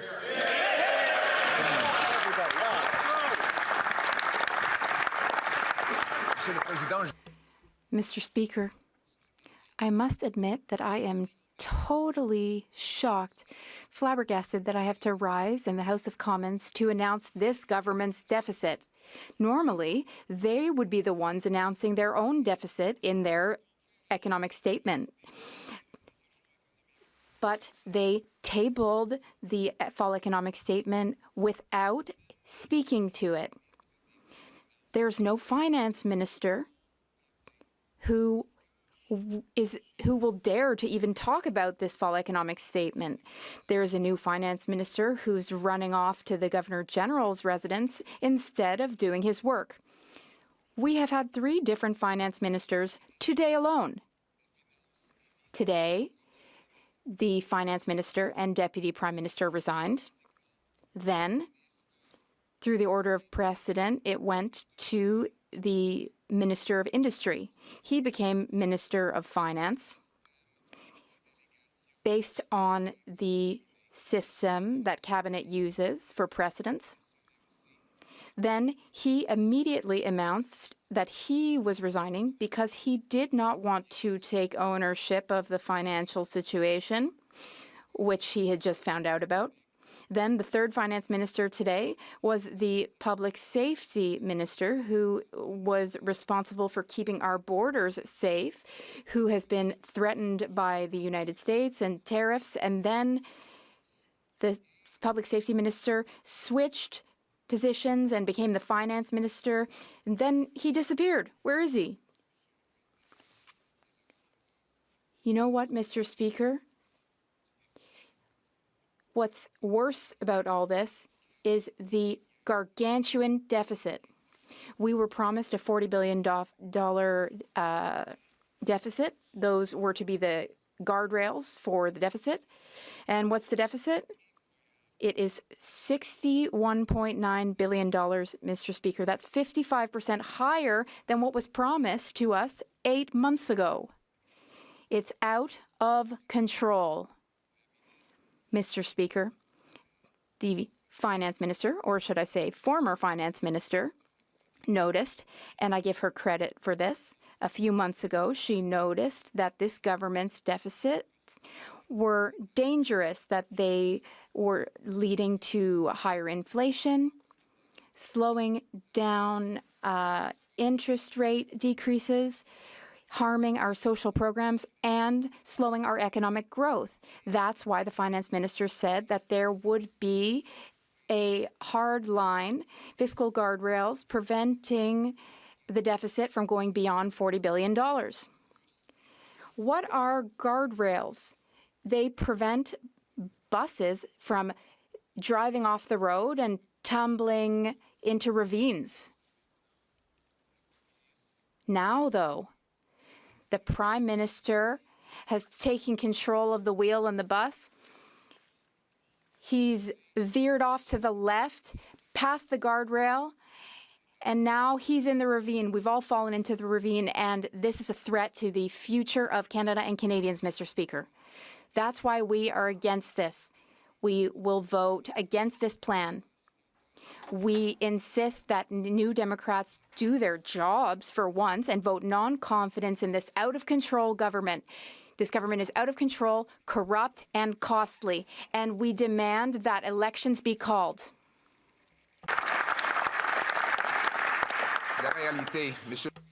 Here's the truth, Mr. Speaker. Let me share with you a truly shocking fact.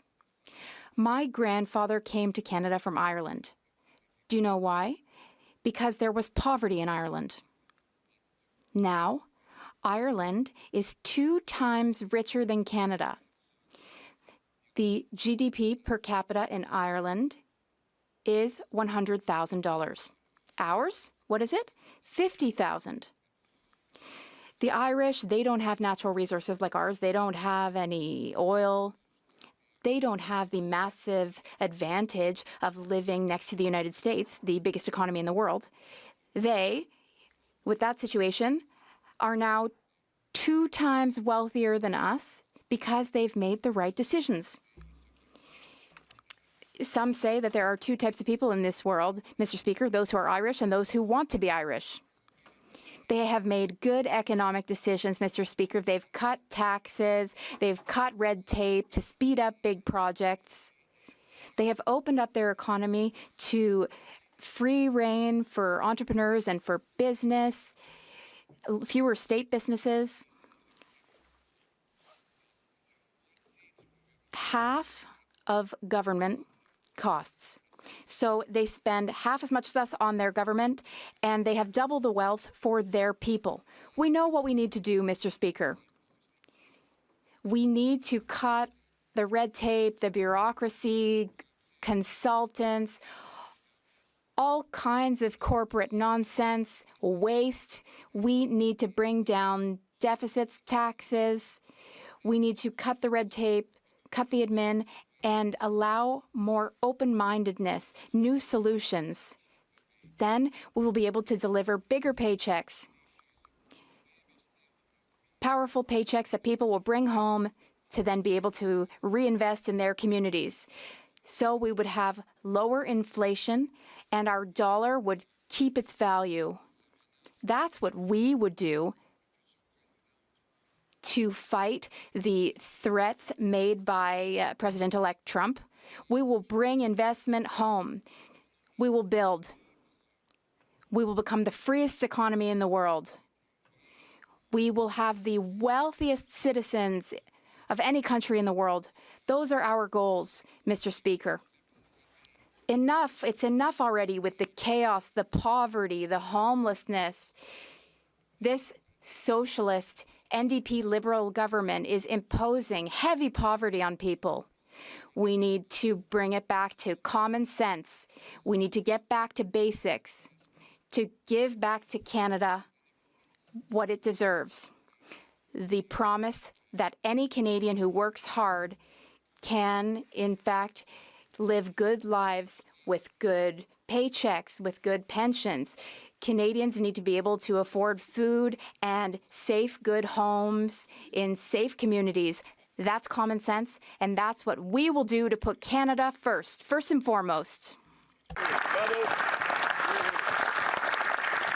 Mr. Speaker, I rise today flabbergasted by the news that has just been made public. The government has finally revealed its true deficit number. Remember, this finance minister, this outgoing and now former finance minister, told the world that she was putting in place guardrails to limit the damage that her deficits could do.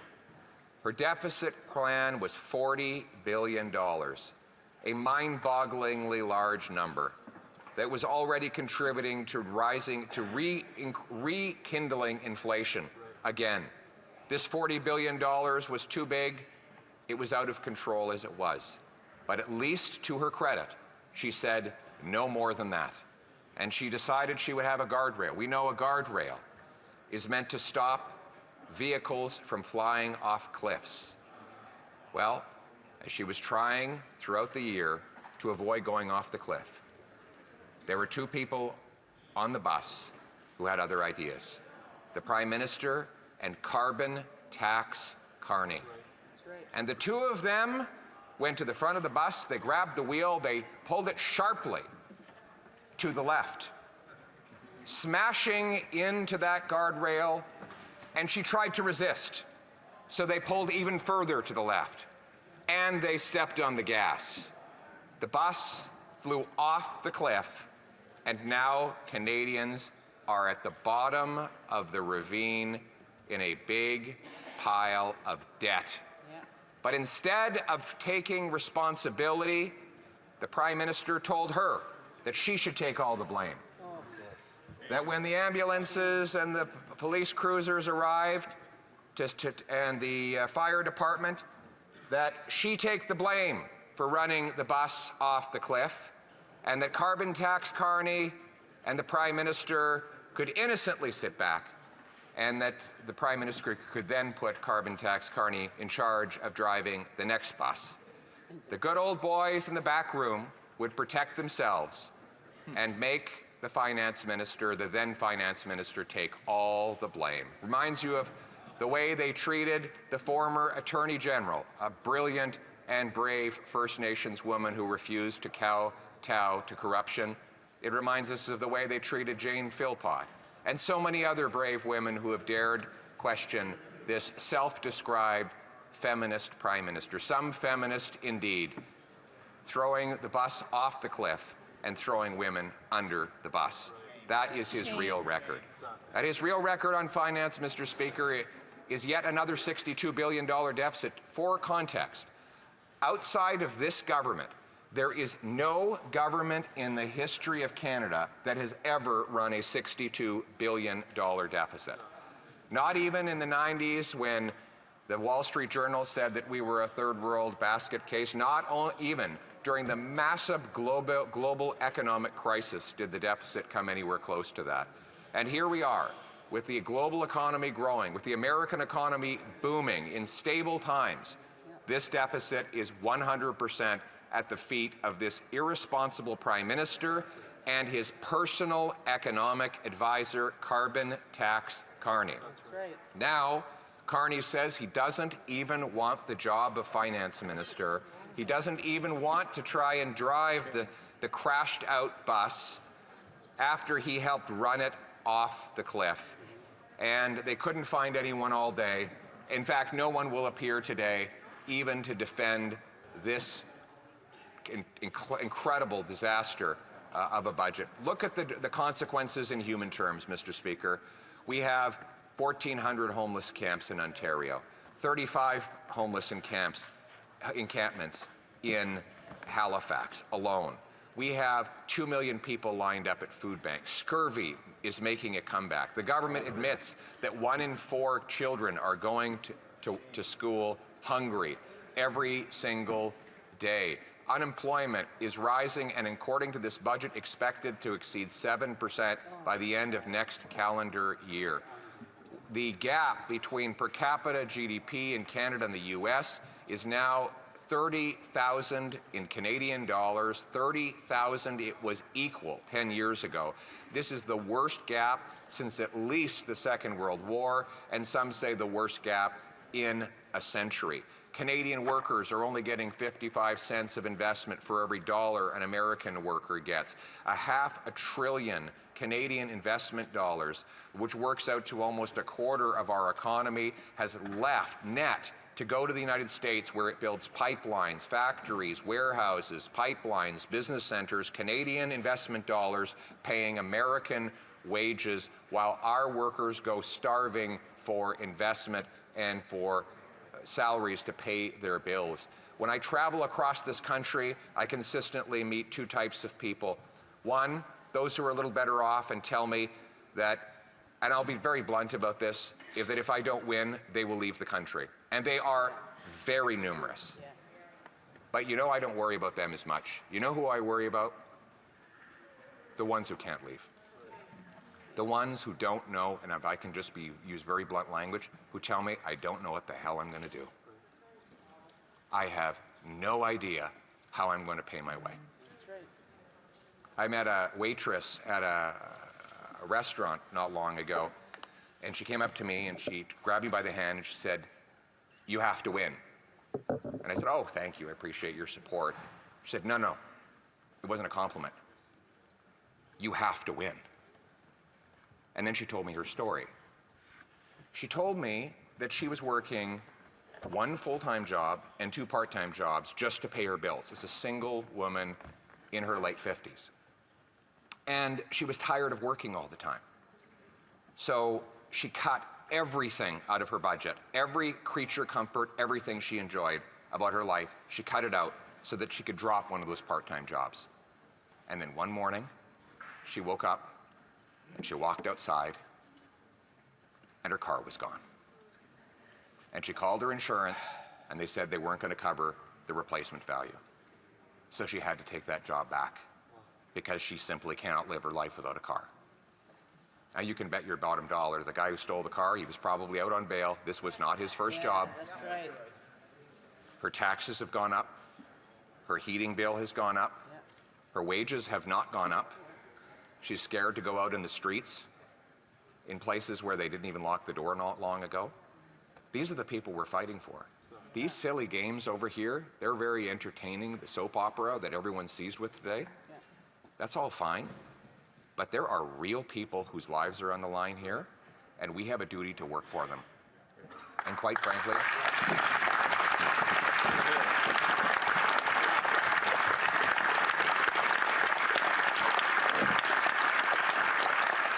this woman doesn't see me as any, or any of us as any kind of savior. They see us all as a last hope. In fact, she doesn't want to be saved. She just wants her life back. Exactly. She was taking care of herself just fine before her tax, her heat, her grocery bill went through the roof and her car went missing. She was doing just fine. She was doing everything right. Met another guy at the Le Brat Brewery a few days ago, and you can watch the video of me talking with him. He walked up to me and he said, "I have 3 jobs and I can't make it. We're renting. We have no hope. We've given up on ever owning a home. We're renting. We can barely make it." And he said to me, "I feel ashamed when I talk to my kids because they ask me why I'm never around and why we can never have a house. And I feel like a failure." But he didn't fail. He has been failed. That's right. He has been robbed of the promise of Canada. It was a very simple promise, that if you worked hard, you got a good life. Now, it wasn't fancy or extravagant, but you got a house with a yard where you could have kids playing safely, and you could have a nice dog that you could afford to feed along with the kids, and your kids could play safely in the streets. That was the promise. Now, politicians break promises all the time, but you know what was bad about this promise? This promise didn't belong to this Prime Minister. It wasn't his promise to break. It belonged to all of us.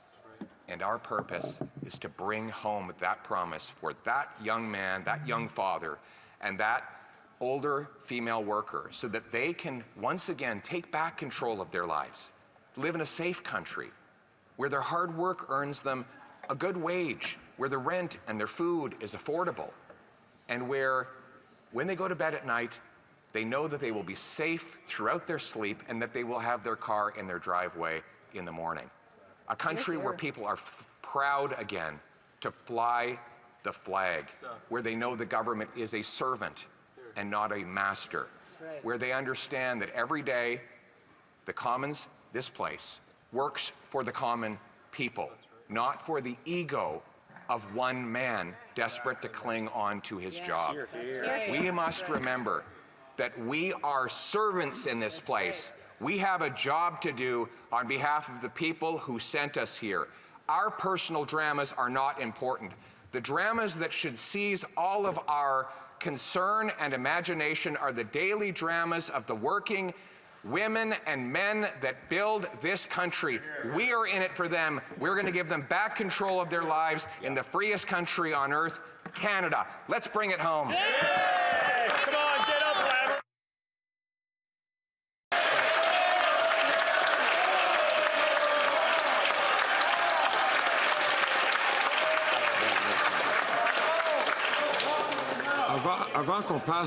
Before we move to question and comments, pursuant to Standing Order 38, it is my duty to inform the House that the questions to be raised tonight at the time of adjournment are as follows. 1. Carbon pricing, the Honourable Member for Bow River. And 2. The Honourable Member St. Albert Edmonton on democratic institutions. Pursuant to Standing Order 38, to inform the House that questions to be raised tonight at the time of adjournment are as follows. The Honourable Member for Bow River on carbon pricing, and the Honourable Member for St. Albert Edmonton on democratic institutions. I thank all members for their attention. Questions and comments. Parliamentary Secretary to the Leader of the Government in the House of Commons. Yes, thank you. Mr. Speaker, you know, there is no one more so than the Leader of the Conservative Party that both inside the House and outside the House tries to portray a false impression that Canada is broken, Mr. Speaker. The reality is Canada is the best country in the world to call home.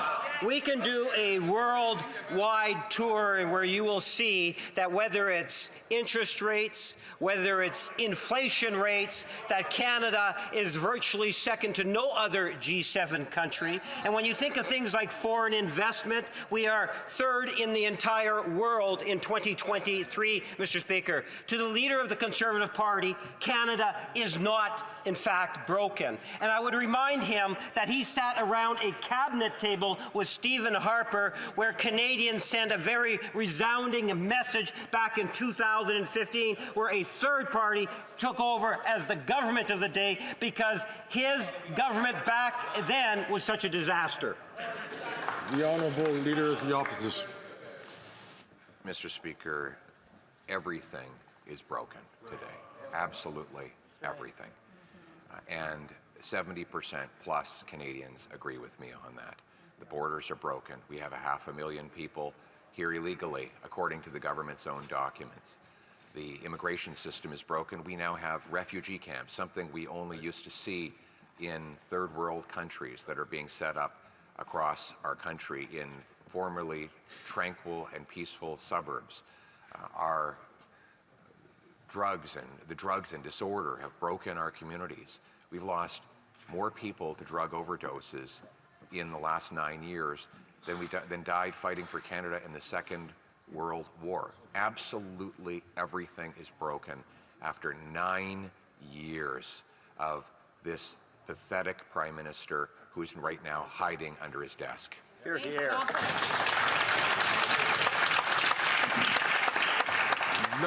The honourable member from Vancouver, Kingsway.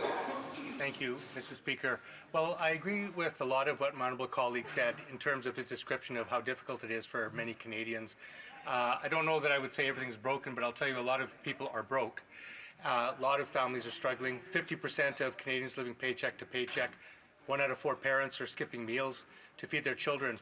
So my question is to my honourable colleague, the NDP proposed giving those people an immediate cut by permanently removing the GST off life's essentials like home heating, on all grocery items, on cellular and internet bills, on diapers.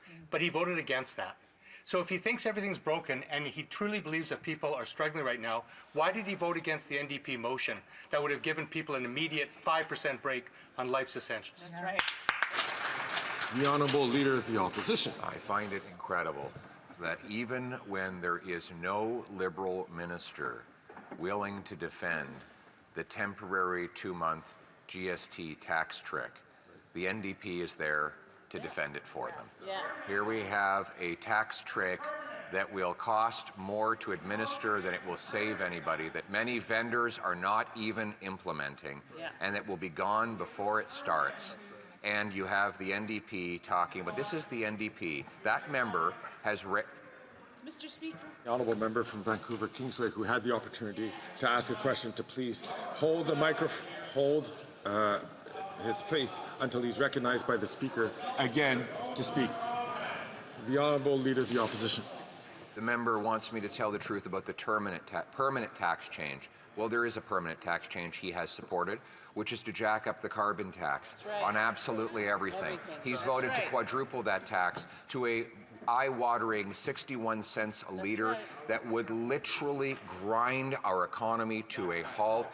It would take food off grocery shelves. It would take parts out of factories. It would shut down the farm vehicles that bring us our food. It would be a nuclear winter if that tax increase that he has voted to legislate into place ever happens, and that's why we need a carbon tax election so that I can axe the tax.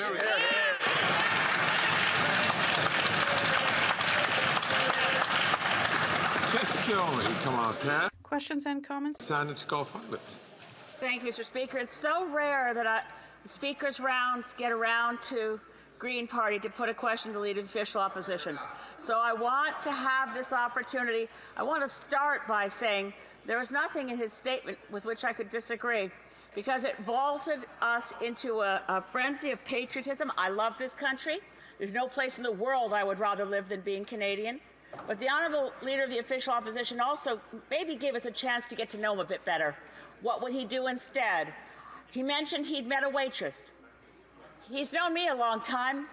I was a waitress. I waitressed for more than a decade, couldn't afford to go to university, but only in Canada was it possible that for me to go to law school as a mature student. I want to ask the honourable member, since I didn't join a political party until I was over 50, what jobs has he held in real life outside of politics that make him think he could be Prime Minister?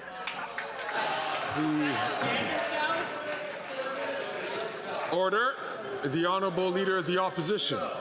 I'd be happy to talk about the jobs, Mr. Speaker. My first job in here was to help pass the Federal Accountability Act to crack down on the corruption that we've seen on the Liberal side.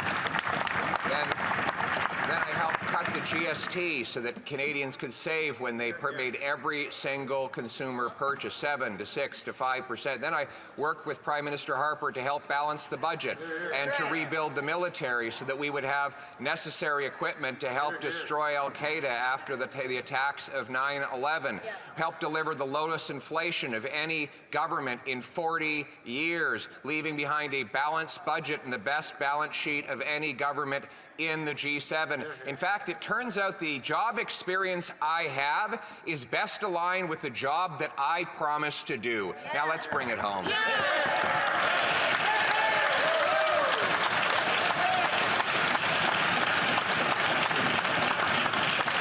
Questions and comments, questions and commentaires. The honourable member from Leeds, Grenville, Thousand Islands and Rideau Lakes. Thank you.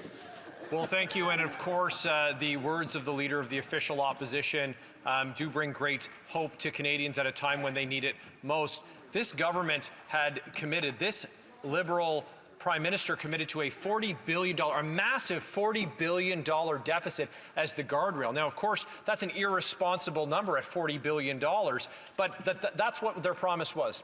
And they smashed through it. And who are the they? It's that NDP Liberal Prime Minister and Carbon Tax Carney, his real economic advisor. And they tried to pin this massive failure on their finance minister. Now, she declared that she didn't have confidence in the Prime Minister and that she wouldn't support him. So my question to the Leader of the Official Opposition, and I know that he'll have some very insightful wisdom for Canadians, is what can Canadians look forward to that a common sense Conservative government would do to restore fiscal sanity and clean up this $62 billion mess that Prime Minister has created? The Honourable Leader of the Opposition. $62 billion mess. That is such a tough question. I almost didn't want to stand up and answer it for a second there. But it is a big mess. It is an incredible mess that this Prime Minister will leave behind when he takes run, and I understand that might happen any minute. As Carbon Tax Carney is lining up, you almost wonder if Carbon Tax Carney planned it all this way. Right. You know, he's the top economic advisor. He pushed all of these extra spending measures on the finance minister, and then she objected to the crazy $62 billion deficit. She's out now. The Prime Minister might soon be out. And who will walk up?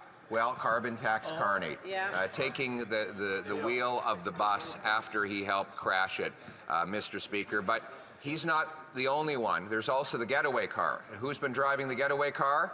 The NDP. The NDP leader. Today he said that the Prime Minister should resign, and yet, just days ago, he voted to keep the Prime Minister exactly where he is.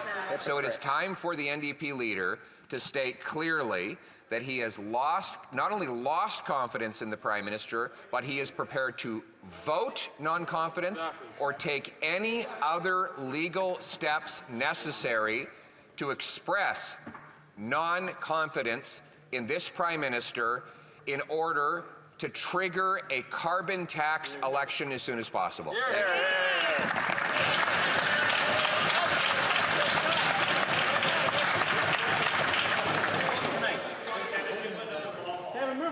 Resuming debate. The honourable member from New Westminster Burnaby is rising on a point of order. Thank you very much, Mr. Speaker. There have been consultations amongst the parties, and if you seek it, I believe you'll find unanimous consent for the following motion, that notwithstanding any standing order, special order, or usual practice of the House, the member for Vancouver Kingsway be permitted to speak a second time to this sub-amendment. All those opposed to the honourable member moving the motion will please say nay. Agreed. The House has heard the terms of the motion. All those opposed to the motion will please say nay. Carried. Resuming, reprise de débat, l'honorable député. Resuming debate. Je devrais commencer par vous dire que je vais partager. Thank you, Mr. Speaker. I will be sharing my time with the member for Joliette. Well, this is a very unusual situation. I have 10 years of experience in this House. I've never seen anything like this in Parliament. It's total chaos. Coming back to the fall economic statement, it's basically a horror story. We've been asking for an economic statement for some time. It's traditional that the government update Canadians as to its economic record. We've been talking about this since November.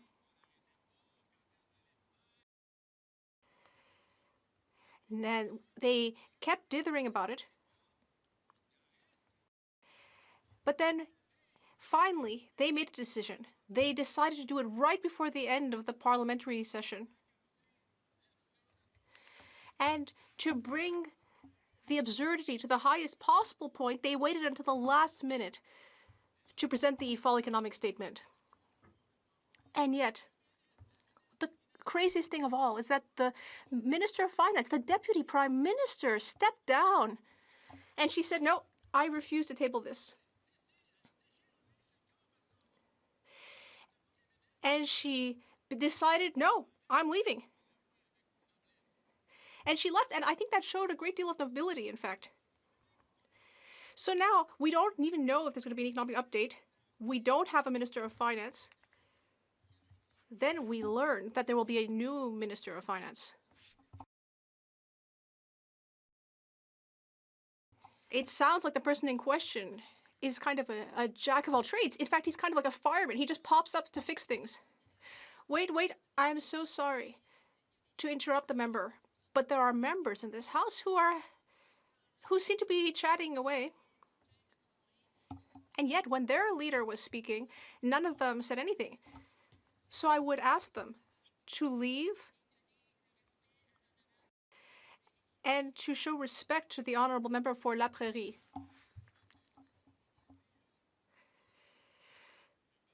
Well, thank you. So they seem to have turned to this jack of all trades who always steps in to help them, and he will be the new Minister of Finance.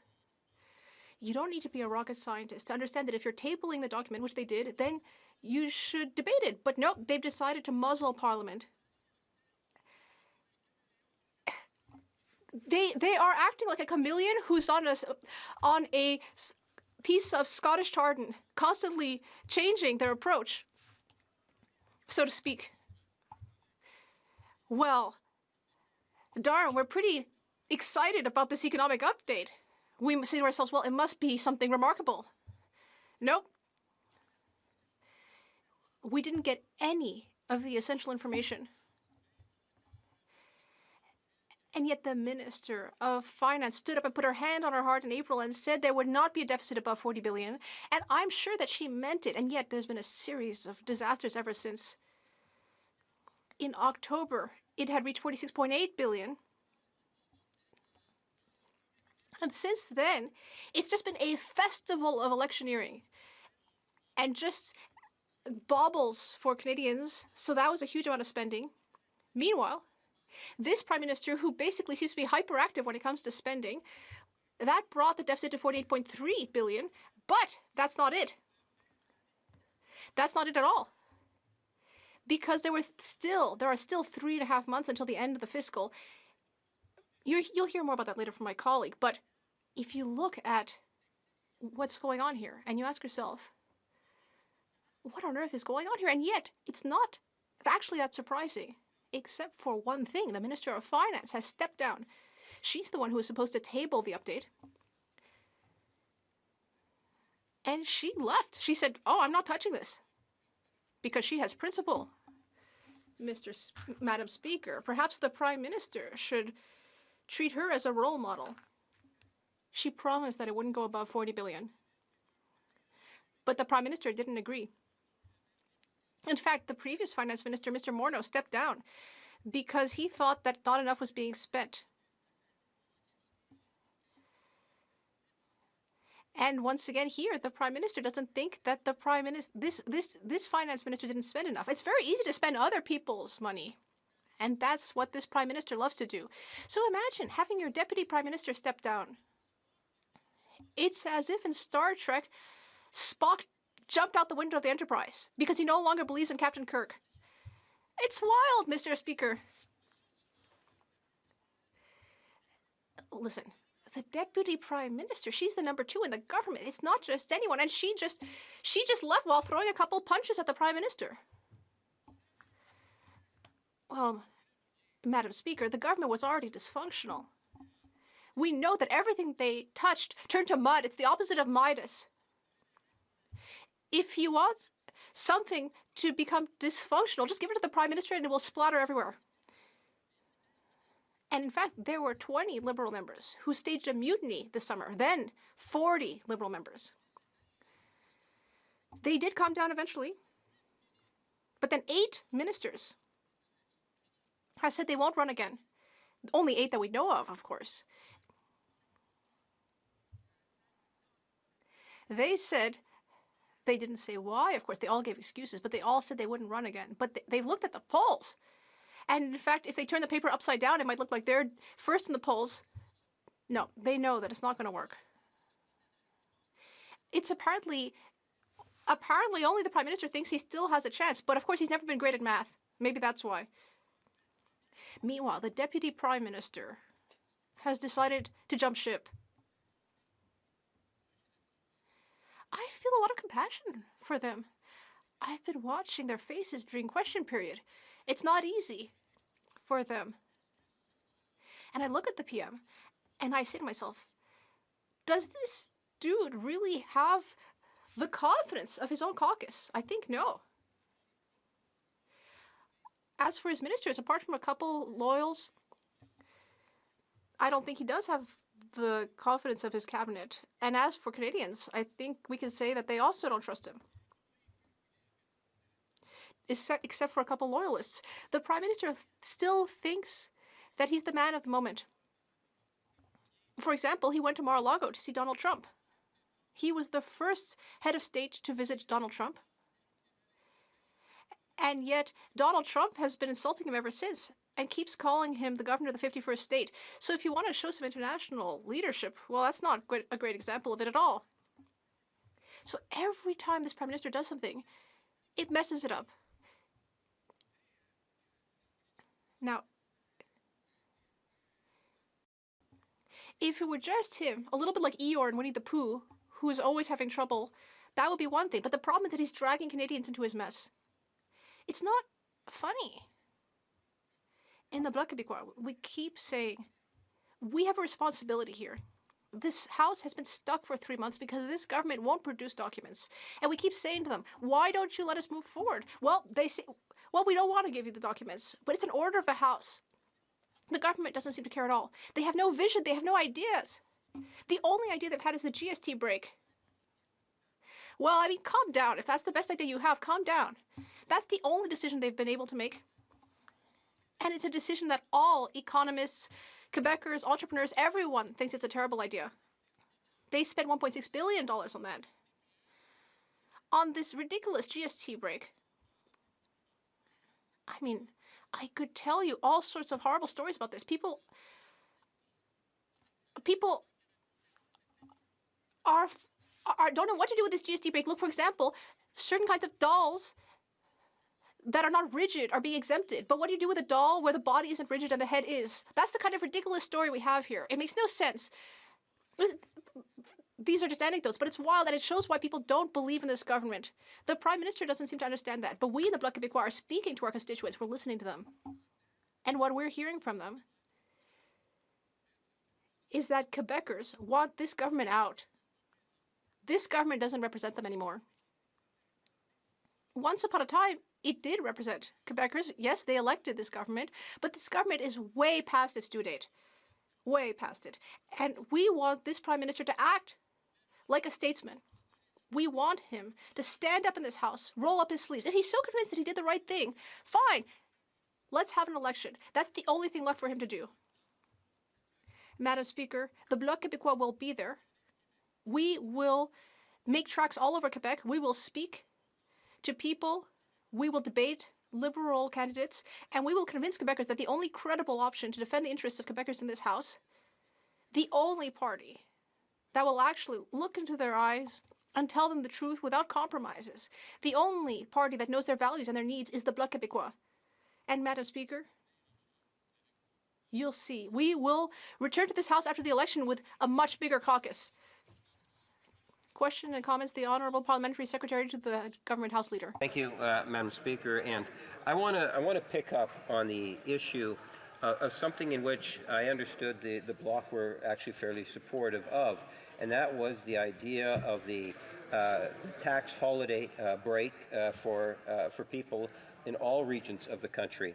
It was an election platform issue from the Conservative Party, where they had made the commitment, instead of 2 months, it was only going to be for 1 month. Even the leader of the Conservative Party talked very positively about that in his tweet. Then the Conservatives changed their mind, and I'm wondering if the member from the the deputy leader from the Bloc provide his thoughts in regards to that specific issue. Does he believe that this is something that does benefit the people of Quebec, in fact, the people of Canada, giving them this tax break during the holiday season? The honourable member for La Prairie. I'd like to thank my Liberal colleague. And I have to congratulate him. He's brave enough to still rise in this House. He often rises. So I congratulate him. But when it comes to the GST break on certain products, you can't just do these things in this sloppy way. People are against this. Quebec, almost unanimously, people are against this. Business owners are tearing their hair out. For 2 months, they're going to have to take taxes off certain products. It's not always clear which. And then later, 2 months later, they have to bring it back. And that's going to cost $1.6 to $1.8 billion of taxpayer money. And the government says it's going to help people. Who is it going to help? Who's going to help? Who's going to benefit from these exemptions?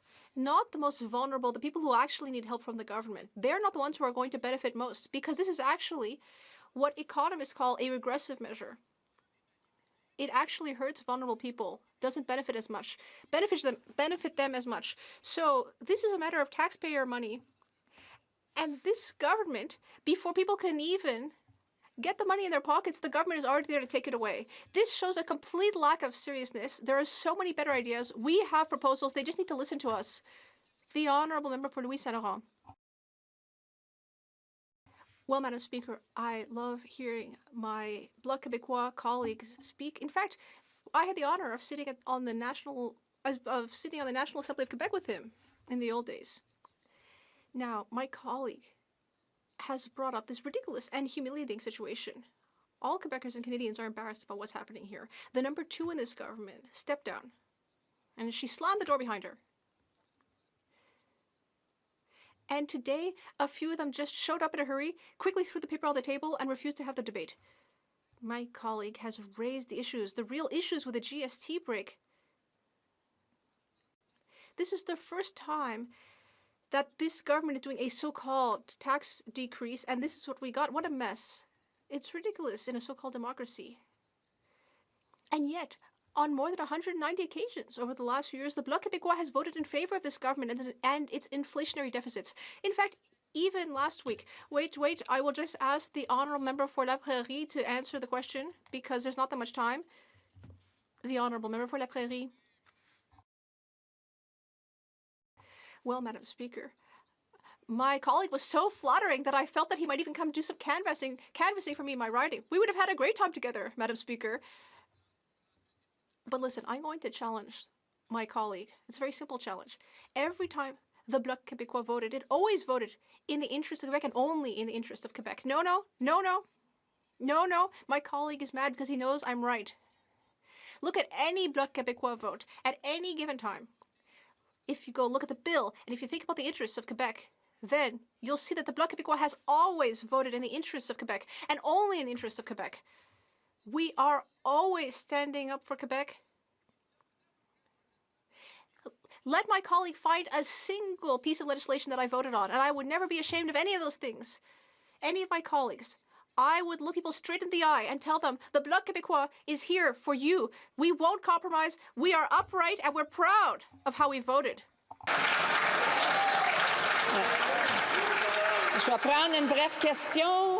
I'll take a brief question. No? The honourable member for Berthier-Masquinonge, a brief question, please.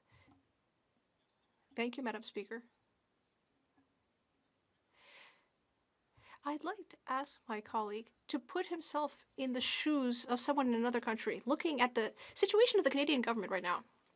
What would someone in another country think of what's going on right now? The honourable member for La Prairie. Well, Madam Speaker, it's a bit depressing to think about. Just think about our Prime Minister's visit. His visit to meet Donald Trump. What did other world leaders think of what happened when Donald Trump then called him the 51st U.S. governor, and our Prime Minister had nothing to say to that? Do Quebecers and Canadians really deserve this international representative? No, of course not. We deserve much better. Reprise de débat, l'honorable député de Joliette. Resuming debate, the honourable member for Joliette. Aujourd'hui, en Chambre, le gouvernement... Today in the House, this government tabled the 2024 Fall Economic Statement. So my question, Madam Speaker, whose Fall Economic Statement is this exactly? Is it the Minister of Finance's economic statement? But she stepped down this morning. Is she the one who wrote this? Because she chose to step down rather than endorse this. Whose economic statement is this?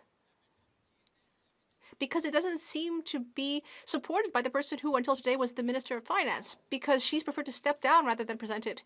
So is it rather the new Minister of Finance's economic statement? Even though I think he just got sworn in, he used to be the Minister of Public Safety. Has he even read it? Has he read it? The government House leader is the one who came to bring it to the House, but she didn't make a speech. She didn't read a speech that might have been written before. Does she support this economic update, even though she's the one... Does she support it, even though she's the one who tabled it without actually taking the floor to defend it? Are we ever going to see the man who used to be the Minister of Public Safety and who is now suddenly the Minister of Finance? Will he defend this? Does he even know how long it is? Does he know anything about it? Has he even had a glance at it? We have no idea. Besides, this economic statement is very disappointing. We don't know whose it is, first of all, perhaps the Prime Minister's, but we don't know. But what's very clear is that we have learned very little from this economic statement, because this is a government that is out of energy, without direction or vision. It's basically like a ship with a torn sail that is floating rudderless in the doldrums. And this government seems to think that just by wishing on a star that it's going to finally get somewhere in this broken down old boat. But we have no idea who's here to defend this statement, because currently no one is standing up to defend it. There are two interesting numbers in this statement. The deficits, the one for this year, but even more so in this fall statement, which is rather kind of a Christmas update. A sad Christmas, this Grinch-like government's Christmas. We also learned the number for last fiscal, the deficit from last fiscal, and that's very interesting. The Minister of Finance, trying to reassure English-speaking Canada's financial class, has said, I'm going to make a fiscal anchor. I'm going to set a fiscal anchor. And since 2015, of course, none of these deficits have actually ever respected the anchors. But she said, you have my word, it'll be $40 billion. But instead, it's actually $61.9 billion. And we're learning this right before the holidays in a document that was tabled at the very last minute, where we don't even know who would stand up on the government side to defend it. And this government still hasn't tabled the public accounts. Normally, it would do so in September, but I think now we won't even get them by the end of the year. It will end up happening next year. They could, however, table them tomorrow. Now, $61.9 billion. The former finance minister said, hand on heart, it will not be more than $40 billion. I promise we will stop spending all over the place. And then this statement is tabled with a deficit of $61.9 billion for last year. And as for this year, there are 3 months left of the fiscal, and we've already gone beyond $40 billion. So this commitment has been broken. We are approaching and about to go beyond the $40 billion. So when will we find out the true deficit for this fiscal year? We don't know. This government is not working seriously. It's whatever. It's nonsense. It's illogical. This economic statement will go down in history, but not for the right reasons. First of all, the finance minister chose to resign rather than back this fall economic statement, which goes to show how good it is. Now, the government made a commitment. Before the horrific numbers we can find in this document, the government did promise to present a plan for our border. Well, there is no border plan in this document. It's just one number, $1.3 billion for the borders over the next 6 years. Why $1.3 billion? It's because when you convert this into American dollars, it's 1 billion American. So what will this money be used for? For drones, for more border guards, for helicopters? Well, there's no plan here. There's a number in the budget. A plan will eventually follow. The finance minister wrote this number, no plan, doesn't want to back it. It's been tabled. The new finance minister is not even aware of the plan. Why did the finance minister resign? Well, she promised not to go beyond $40 billion, but her government won't stop handing out election goodies. For instance, the $1.6 billion for the GST break, that's in this document. The government is taking on more debt to try to give people little election goodie bags to try to do better in the polls, which won't even happen. So all of these businesses have to adjust. Business owners said it was a headache. And when you look at which measures, which products, it's restaurants, alcohol, and junk food mostly. It's like a gift to the wealthiest, in fact. The Prime Minister also announced that he wanted to send Canadians $250 checks to those who work up to $150,000 gross. But now he's the only one who wants to send those checks. There's no mention of the $250 checks in the fall economic statement. I don't think we'll ever hear about that check again. Now, there's another thing missing from this document, Madam Speaker, capital gains. The government in the last budget said that they would do so to try to balance the books. They started in June. Then there was a Ways and Means motion. Then there was another Ways and Means motion. It didn't work out. It was never actually presented to the House. So, Madam Speaker, I was excited to go into budget lockup to really go through this document to find the details about that, but there were no details. And that's $7 billion for this year. So if it's not implemented, then all businesses and individuals made choices, and then the budget would be ballooned by another $7 billion. So, Madam Speaker, none of this makes any sense anymore. The government is a ship that is rudderless, that is adrift. There's no captain. As the finance minister said in her letter to the Prime Minister, it is important to serve the people before serving one's party and one's personal best interests.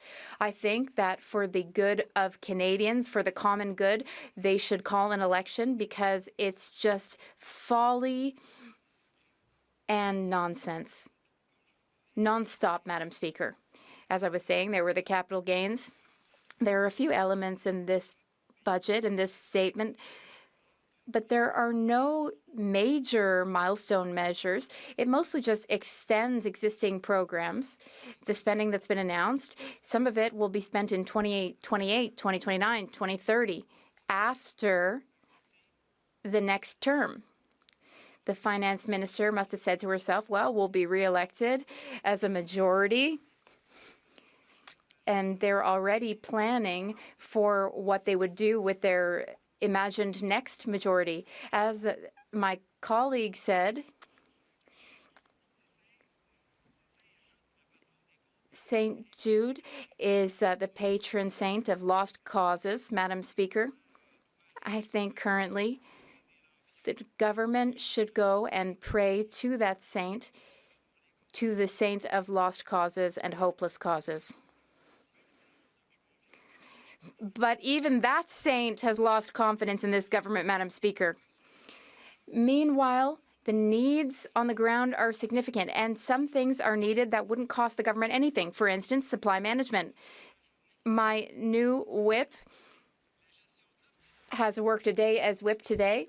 Well, the supply management bill is blocked at the Senate. Is it going to get through at some point? Is the government doing its job? No, it isn't. And what about the religious exemption for hate speech? We need to get rid of it. That wouldn't cost a penny. And it's awful. It's abhorrent that that exists and the government's not doing anything. And what about 65 to 74-year-olds? Half of the election goodies for seniors might have actually helped seniors, but we need to help seniors. There's nothing done for housing. We thought that there'd be a plan in this document to protect our borders. There's nothing. As for all the current challenges with Canada-U.S. relations and EI reform, there's nothing about that. There are so many ongoing problems, and the government has just completely failed to mention or address them. The Honourable Parliamentary Secretary, the Government House Leader. Yes, thank you, Madam Speaker. You know, interesting. We've known for years now in terms of the Conservative Party's approach to the minority government, and that is that they've been wanting and calling for an election for well over 2 years now.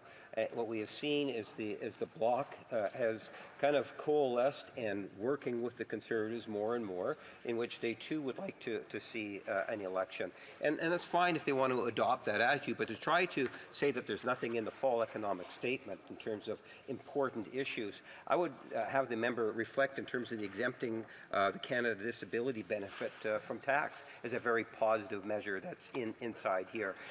If the member, and in particular Conservatives, want to focus on the debt, take a look in terms of the public debt charges since 1981 and compare it to the GDP, which is so critically important. And I'm wondering if he could provide his thoughts on comparing the debt to Canada's GDP. The Honourable Member for Joliette. Oui, merci. Thank you, Madam Speaker.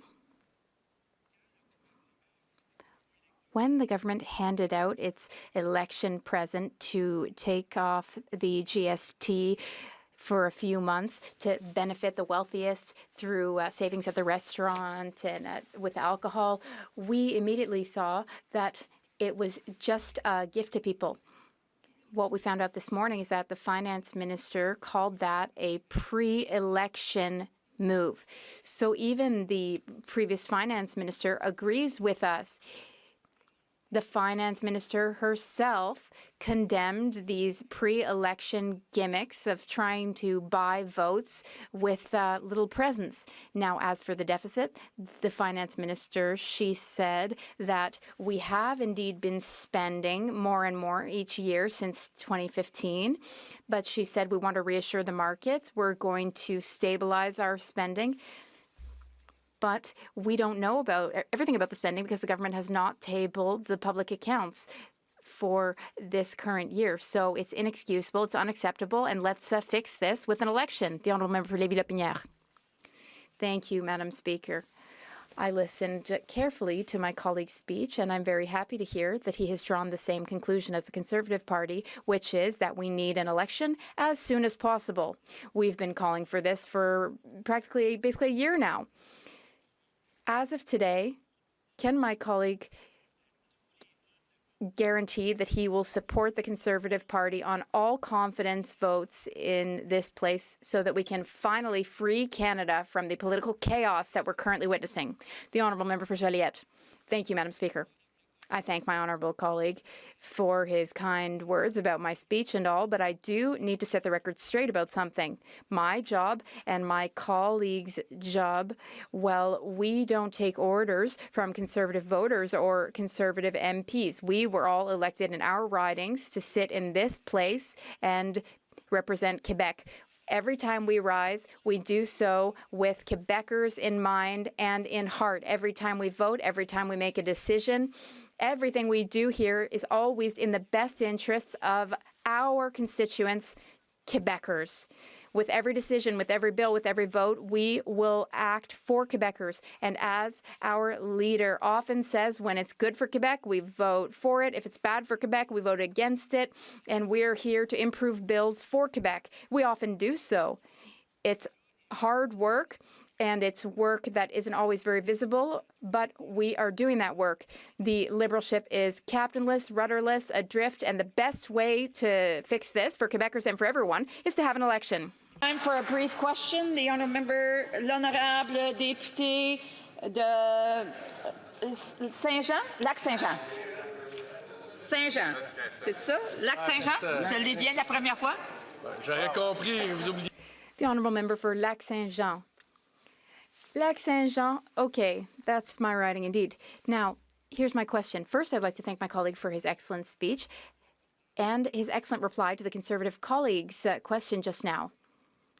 In the 2024 Fall Economic Statement, there is a change made by this government as relates to the oil and gas industry. In this statement, will less money be sent to the oil and gas industry? A quick reply, the honourable member for Joliette. No, there's been no change. In fact, the minister, who is no longer minister, she had a $23 billion plan for the oil and gas industry. Now there are new details about that. For instance, there is an explanation about how hydrogen production using methane will be supported. And they say that that's green, that that's good for the environment. So there have been no changes. All of this will support oil and gas, and bitumen. And they greenwash it and say it's positive, but we've already gone beyond our climate targets by 1.5 degrees. The government needs to do a lot more, but the government doesn't appear to be doing anything at all, in fact. Thank you, Madam Speaker. Resuming debate, the honourable for Vancouver Kingsway. Thank you, Madam Speaker. Madam Speaker, on the occasion of the 2024 Fall Economic Statement, it is clear that Canada is at a crossroads. Many Canadians are struggling and uncertain about their and their families' futures. We are facing multiple, overlapping crises that require immediate and decisive action from the federal government. Yet, we are watching a Liberal government in complete disarray, out of ideas, flailing with gimmickry, and unable to implement a coherent, effective plan to address these challenges. And we are seeing a Conservative opposition who has reduced these complex issues to nursery rhymes, able only to muster bumper sticker slogans to the most challenging problems facing Canadians. That's right. They are proposing outdated policies, not only that won't work, but that caused many of the structural problems we are seeing today in the first place. Right. They will cut the services Canadians need, reward their corporate backers, and create untold damage to working and middle-class Canadians. Let's review the major crises facing Canadians as a result of successive Conservative and Liberal governments. The cost of living crisis continues to escalate, with millions of people struggling to make ends meet. The cost of essentials such as rent and food have increased by over 20 and 21% over the last 3 years. Fully half of all Canadians are living paycheck to paycheck, and 1 in 4 parents have cut back on their own food consumption to ensure their children have enough to eat. The rising costs of staples such as home heating, telecommunications, and transportation are straining household budgets, making it virtually impossible for families to save for the future or handle unexpected expenses. 80% of Canadians now believe that owning a home in Canada is only for the rich. Among those who do not own a home, over 70% have given up on ever owning one. In major cities across Canada, tenants are regularly paying over 50% of their income on shelter, a crippling and unsustainable burden. Yep. Income inequality in Canada has hit the highest level ever recorded. The top 20% of Canadians hold more than 2/3 of the country's wealth, averaging $3.4 million per household. By comparison, the bottom 40% of Canadians own only 2.8% of our country's wealth. At the same time, the top 5% of income earners paid a lower overall tax rate in 2022 than the bottom 95%, with the top 1% paying an even lower rate.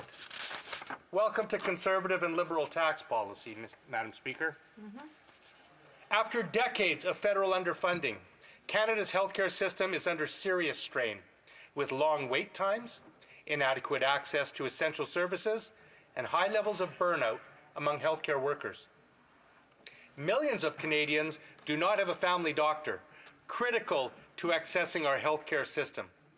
Madam Speaker, I remember in 2008 campaigning with Jack Layton when he pointed out then that 5 million Canadians had no family doctor. We then saw for the next 7 years Conservative government under Stephen Harper. And here we are 9 years after that under the current Prime Minister, and there's more Canadians today that do not have a family doctor after those decades of Conservative and Liberal government in this country. Shame. Thousands of Canadians continue to be harmed by the toxic drug crisis without timely access to publicly funded treatment facilities and other life-saving services. Canada is facing a serious mental health care shortage with wait times for mental health services especially long for children and youth. The urgency of climate action cannot be overstated. By 2025, the previous 10 years of climate change will have reduced Canada's GDP by an estimated $25 billion. Without concerted action, by 2030, GDP will be an estimated $35 billion lower than it would have been otherwise, and by 2055, it will be an estimated $100 billion lower. So when the Conservatives come talking about the price of the carbon tax, you should ask them, Madam Speaker, what is the cost of inaction in dealing with the climate crisis? Because it's multiple billions more than action to deal with it. Moreover, when governments are forced to cover the costs of climate change by rebuilding damaged infrastructure, paying for increased healthcare costs, and fixing damages from weather-related disasters, including compensating farmers for lost agricultural products, capital is diverted from activities that would drive additional growth. Youth unemployment in Canada hit 14.5% in August, the highest level since 2012 outside the COVID-19 pandemic. Madam Speaker, some 1 million Canadians under 29 are without jobs or training today as we speak, an issue of intergenerational inequity that Deloitte estimates will cost our economy $18.5 billion over the next decade. Never mind the cost in broken dreams and shattered lives. Enhancing productivity is vital for economic growth and competitiveness. However, spending on machinery and equipment by businesses and on research, development, and innovation and training has been falling as a share of Canada's GDP for decades.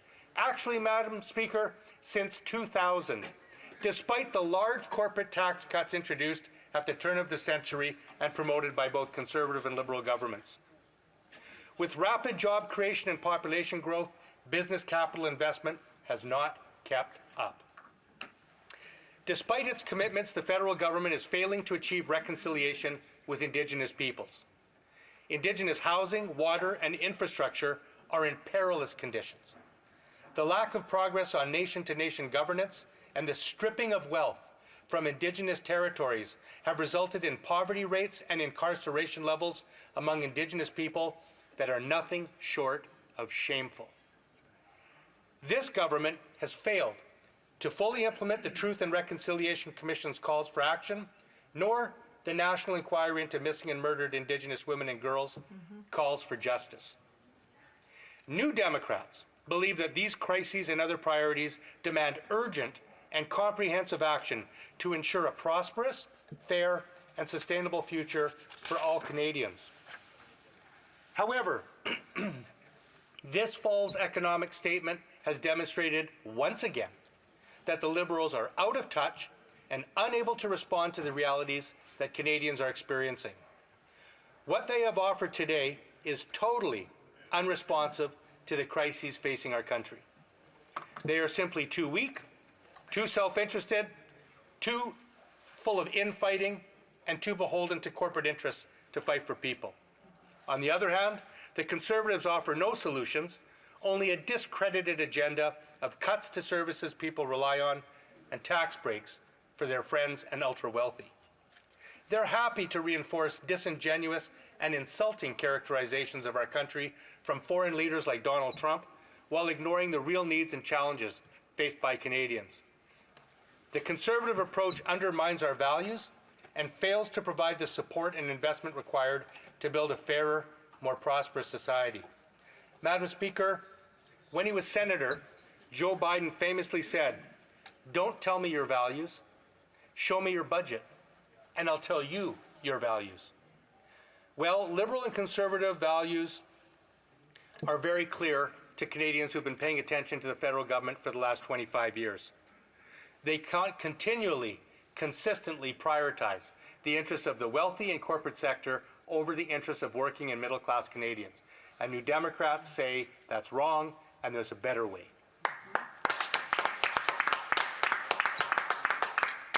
For our part, New Democrats are proposing a robust set of policies designed to tackle these challenges head-on. Let's review some of the key NDP proposals that ought to have been included in the fall economic statement. With millions of Canadians struggling to make ends meet, the NDP pledged to permanently remove the GST from daily essentials and monthly bills, such as all grocery store items, internet, home phone and cell phone bills, home heating, diapers, children's clothing. We believe that Canadians deserve a tax cut that will bring immediate and permanent relief. The GST is a structurally regressive tax that puts a burden on many Canadian households, particularly those who do not receive any rebate. By making it permanent, the NDP knows that Canadians can count on a predictable reduction in costs of 5% on the bills that they face every month and they can't avoid, with a measure that businesses can easily administer. Unfortunately, last week, both the Conservatives and the Liberals voted no to the NDP's motion to permanently scrap the GST on daily essentials and monthly bills. Shame. Axe the tax indeed, Madam Speaker. It seems the only tax the Conservatives want to axe is when it's given to the corporate sector. But when there's a tax cut proposed by the NDP for working and middle-class Canadians, they vote no. Shame. That's a shame. That's right. I think this is a prime illustration, Madam Speaker, of what Senator Biden, now President Biden, meant of where Liberal and Conservative priorities really lie, where their values really are. New Democrats believe a youth climate corps would help address both the climate emergency and Canada's youth employment crisis by providing young people with the skills and job experience they need. The NDP's Youth Climate Corps would provide participants with a decent wage and practical training while they engage in work across 3 critical areas: emergency response in the face of extreme weather events such as wildfires, flooding, and heat domes; strengthening community and environmental resilience to climate change by enhancing natural ecosystems, improving local infrastructure, and strengthening community supports in anticipation of climate disruptions; and third, building infrastructure that drives down greenhouse gas emissions. Now, this measure will be of particular assistance in Canada's rural and remote areas, places that especially need our support and development. New Democrats believe that the federal government should accelerate and expand the Canada Public Transit Fund to enhance public transportation infrastructure across the country. We also have proposed the establishment of a Crown Corporation to enhance and make sure that people in rural and remote areas have regular intercity bus service between their communities and major urban centres, because they deserve public transportation as well. Absolutely. By investing in public transit, we can reduce traffic congestion, lower greenhouse gas emissions, and provide Canadians with reliable and affordable transportation options. After decades of neglect, the federal government must support the construction of non-market housing of all types, including community, nonprofit, and cooperative housing, at the scale and speed needed to meaningfully address the housing crisis. I'm shocked to not see profound investment in this area in this fall economic statement. New Democrats believe we should begin by doubling the percentage of Canada's non-market housing stock to meet the OECD average, which shockingly we fall significantly below. By increasing the availability of affordable housing, we can alleviate the burden on low and middle income families, reduce homelessness, and ensure that all Canadians have access to safe and stable housing. By substantially increasing the amount of non-market housing stock, we can also reduce demand in the market supply, which will reduce market prices and make home ownership available to more Canadians. Now, the federal government must also take immediate steps to end the financialization of housing, such as by ending the tax exemption for real estate investment trusts. This measure will help curb speculative investments in the housing market, ensuring that homes are treated as places to live rather than commodities to make money off of. Madam Speaker, I think it's trite to say that a healthy population is essential for economic success. The federal government must take strong action to protect our public healthcare system by enhancing patient care, reversing privatization, and addressing the health human resources crisis. Federal funding transfers must be tied to the public delivery of healthcare services, and the Canada Health Act must be robustly enforced in the face of attacks from conservative premiers who want to gut public services and privatize delivery, both of which will make healthcare more expensive and less available to all. The federal government should also fulfill its commitment to establish a dedicated mental health transfer, provided targeting funding to expand desperately needed mental health services across the country. Madam Speaker, mental health is as vital as is physical health. It is essential to expand access to public addictions treatment and other life-saving services addressing the urgent needs of those affected by the toxic drug crisis and other substance use disorders. On the revenue side, Madam Speaker, New Democrats believe that fair taxation is essential to provide revenue for the services Canadians depend on and to ensure a sustainable fiscal framework. We note that the former finance minister blew through 2 of her 3 so-called financial guardrails, both last year and this year, and likely next year as well. And that's because they refuse to address fair taxation in this country. A key component of this is an excess profits tax on large corporations who have abused their monopoly positions in the marketplace and taken advantage of Canadians. Since 2021, increased corporate profit margins have significantly contributed to high levels of inflation and growing income inequality across the country. Despite the normalization of supply chains and easing of shortages today, Canadian corporations have maintained stratospheric profit levels and sky-high prices from everything from food to energy to rent. To add insult to injury, inflated profits have not translated into increased investment in the Canadian economy. Instead, they have largely been used for share repurchases and dividends, without contributing to wage growth or productive investment. Despite large corporate tax cuts and other corporate-friendly policies, Canadian businesses have demonstrably failed to invest in the machinery, equipment, innovation, and training that are so needed to set the basis for increased Canadian productivity. Madam Speaker, New Democrats believe it's time we tied all corporate incentivization programs to clear commitments to investments in the Canadian economy. Now, advancing Indigenous reconciliation is both a moral and economic imperative. According to a recent report from the Assembly of First Nations and Indigenous Services Canada, it will cost $349 billion to close the Indigenous infrastructure gap by 2030. However, the report also found that closing that infrastructure gap could generate $635 billion in economic output over the next 7 years. Increased funding for education, healthcare, housing, infrastructure, and clean water in Indigenous communities, supporting Indigenous land rights and self-governance, and implementing the Truth and Reconciliation Commission's calls to action and the National Inquiry into Missing and Murdered Indigenous Women and Girls calls for justice will help us unlock the potential that exists in Canada's Indigenous communities. Now, recent developments in the United States make it clear that Canada needs a comprehensive green industrial policy and a resilient trade strategy to secure our long-term economic prosperity and sustainability. This shift will not only help Canada meet its climate goals, but also create high-quality jobs and stimulate economic growth. A renewed trade policy would protect Canadian industries from the volatility of international shock and external pressures, making Canada more self-reliant. As the COVID-19 pandemic highlighted, Canada currently lacks the capacity to produce essential items during a time of crisis, such as masks, ventilators, and vaccines. underscoring the need for greater self-sufficiency to critical sectors. The recent comments from the President-elect south of the border provide us with an historical opportunity to diversify our trade markets, including in Europe and Asia Pacific, taking better advantage of CETA and trade agreements that include Asian tigers like Japan and South Korea.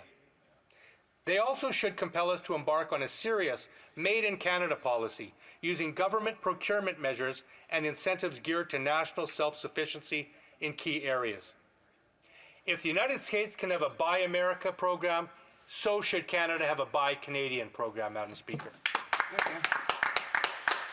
Madam Speaker, the crises we face are daunting, but they are not insurmountable. With bold, progressive, and forward-thinking policies, we can build a stronger, fairer economy that benefits all Canadians. New Democrats believe in a Canada where everyone can thrive, where science and compassion are at the heart of our policies, and where we invest in our future to build an equitable, sustainable society. We are ready to lead with a vision that puts people first. Thank you, Madam Speaker. Before I go to questions and comments, I do want to recognize that it's the birthday of one of our colleagues. The honourable member for Humber River Black Creek is, I won't say her age today, but I think, you know, for the amount of time that she has been here, length of time, and her age, I think that it's quite an honour and a privilege to have her as an MP here in the House. Questions and comments. The honourable member for South Shore, South Shore St. Margaret. Thank you, Madam Speaker. I did listen to the member's speech.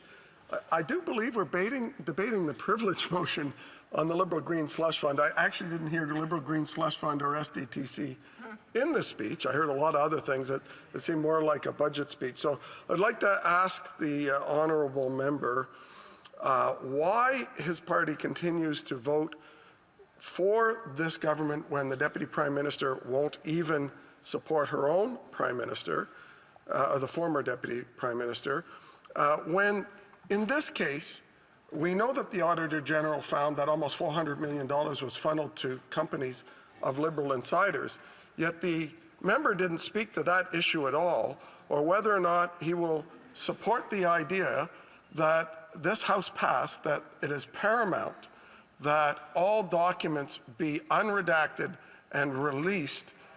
Otherwise, the government is in total disregard of the role of Parliament and the 600-year history of our power to request documents. Vancouver Kingsway. Well, thank you to my honourable colleague for that question. He raised the question of what we're voting for. Well, I and my New Democratic colleagues will give a little sample of what we voted for. We voted to bring dental care to 9 million Canadians. You're here. That's right. We voted to bring diabetes medications and devices and contraception devices to 10 million Canadians. We have voted to bring a school nutrition food program to schools in this country. We have voted to permanently remove the GST off life essentials on monthly expenses that Canadians have to pay and can't avoid. We have voted to have 10 paid sick days for every Canadian working in this country. The question I have from my honourable colleague is why did they vote against those things? That's right. Order, order, order. The honourable member had an opportunity to ask a question. If he has another one, he needs to stand when required, when the proper time is. Questions and comments. The honourable member for Fleetwood Port Kells. Oh, thank you, Madam Speaker. And to previous comments, by the way, some of us reach an age where we express our age in Celsius. So it works that way. It works for us. To the honourable member, you know, I appreciate the the latitude he took with his comments, and I guess the question I would have for him, we've heard an awful lot from the opposition about the carbon tax and the horrible burden that it's placing on the cost of everything, and yet every reasonable economist in the land says that that's simply not the case. Perhaps he could explain where the NDP is on that specific issue. Honourable member Vancouver Kingsway. Well, thank you, my honourable colleague. If we're speaking of latitude, in my 16 years in this place, I've never seen such latitude given to a government in terms of presenting a fall economic statement, which is basically to table it outside and then run for the hills and not be present in the House to actually present the document. That's showing latitude, I think, to a government. But in terms of the carbon tax, look, the New Democrats have for many decades been very concerned about the climate crisis. We were warning about this decades ago. We have always called for an effective price on pollution, and we've always supported effective policies, whether that's a carbon tax or whether that's a cap and trade system or whether that's regulation of industries or, frankly, incentivizing the production of renewable energy in this country. I think that our record in terms of dealing seriously and responsibly with the climate crisis is second to none. What my disappointment is that after 9 years with this government, I have not seen meaningful progress in reducing Canada's carbon emissions. And I think the question that he has to answer is, why is that? Why has his government failed so terribly in meeting our international commitments, whether that's Kyoto or Paris? Because we have a whole generation of Canadians. Questions and comments? L'honorable député de... Honourable Member for Shefford. Thank you, Madam Speaker. I'm a little bit perturbed what I'm hearing in this House today. The NDP had the opportunity to help people who really needed it by continuing to support us with our bill to increase OIS. But instead of this, they continued to prop up this government that spent way too much with measures that aren't really helping people. And our leader said this at one point. This is a difficult marriage. And the Finance Minister found this relationship with the NDP a little bit heavy at one point. So now we are in an impasse. We want to help people. We have a measure that could have cost much less than the affordability one. And when it comes to dental care, even last Friday, there were people at my office that were criticizing this. Well, Madam Speaker, why we're continuing to support a fully dysfunctional government, we should be asking the Prime Minister to resign. This doesn't make sense. The Honourable Member for Vancouver Kingsway. Call for that question. I will join issue with her on one thing, and that is we also believe that this Prime Minister should resign. And our leader has called for that very thing today. You know, New Democrats have 25 MPs in this House. My honourable colleague is a member of the Bloc Québécois. They have, I think, 33 seats. They have more seats than we do. And what have the New Democrats accomplished in this Parliament since 2021? Well, again, today, as of today, 3 million Canadians have signed up and are receiving dental care in this country because of the efforts of the NDP. Agreements with British Columbia, Manitoba, and I understand almost every other province are well underway to ensure that people can walk into a pharmacy and walk out with the contraception and diabetes medications that they believe. That's what the NDP did. We worked to obtain $1 billion to help kids across this country get access to a nutritious school meal every day. That makes a difference. My honourable colleague, after we withdrew from our confidence and supply agreement, the Bloc Québécois attempted to make a deal with this government. They failed. So they've achieved nothing in this Parliament for anybody. So I would stack the New Democrats' record of accomplishment and achievement in this House, in this Parliament, against anybody. We have helped millions of Canadians in a practical and pragmatic way, including millions of people in Quebec. Questions and comments? The honourable member for Kitchener Centre. Sure. I want to start by saying thank you to the member for Vancouver Kingsway for the amount of his speech that he dedicated to addressing the housing crisis. It's clear that he and the NDP are serious when it comes to addressing the housing crisis. He talked about the need to double social housing across the country. He likely knows that one of the reasons this government has been unable to do so is that they have, or CMHC, has a definition for housing that isn't actually being used in the various programs it operates. In fact, in today's fall economic statement, there is accelerated funds for a program that only 3% of which actually delivers anything that helps those who are in core housing need. Can I understand better, through you, I'd appreciate understanding from him his extent to which he is similarly concerned with CMHC not using the right definition for housing and how addressing that could help address the need to get more affordable housing built. The Honourable Vancouver Kingsway. Thank you for that question. You know, the housing crisis that we experienced in 2024 did not develop yesterday. It didn't develop in the last 5 years. This has developed over decades of successive Conservative Liberal governments, beginning in the early 90s, when the Liberals and Conservatives cut CMHC's investment in social housing in this country. That was the start of the long slide, and that's why Canada today is so far below the OECD's averages of the percentage of our housing that is social housing. Now, we can blame CMHC, but to me, the buck stops with the government. Always.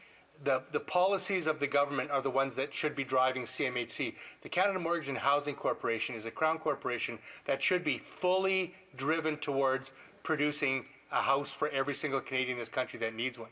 You know, we all represent ridings in this country. We deal with thousands of issues, but some are foundational. And in my view, housing is a foundational issue. It anchors you in community. It's what makes your ability to work and access schools and connect with community possible. And when you don't have access to a secure, affordable, decent house, your rights as a citizen are seriously abridged. And only New Democrats, I believe, are capable of making sure that CMHC... Sorry, I just want to add one more question here. Questions and comments. The Honourable for Port Moody, Coquitlam. Thank you so much, Madam Speaker. And I just want... Thank you so much, Madam Speaker, and I just want to thank my colleague from Vancouver Kingsway for really sharing to this House all of the fantastic work that the NDP did for Canadians, all of those programs for Canadians. I wonder if the member wouldn't mind letting Canadians know what the Conservatives have not delivered in this House in 3 years. The Honourable Member for Vancouver Kingsway, a brief answer. Thank you. I'd like to thank my honourable colleague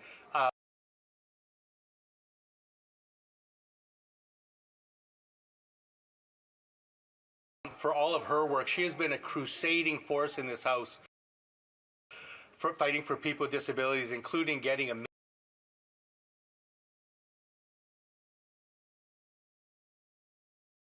meaningful Canada disability benefit, and she continues to fight for that. In a word, I guess the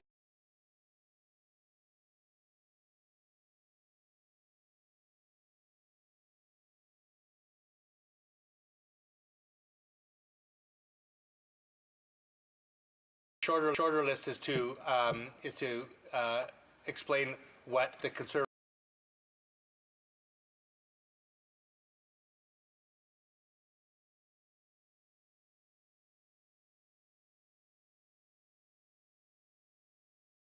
opposition has obtained for Canadians in this House, this Parliament, and the answer to that would be nothing.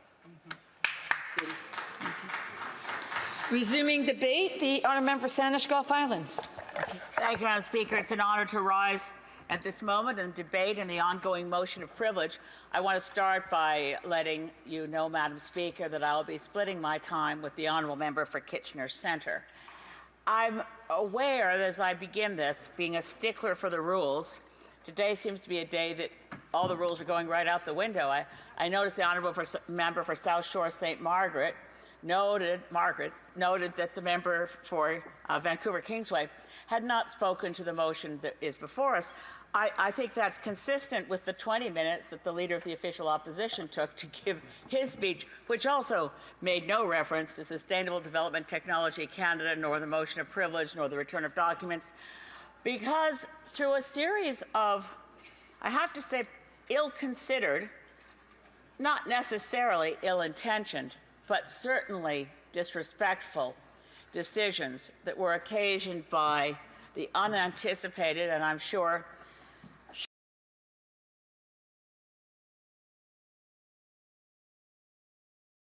shocking events of the day in terms of how they affected the Liberal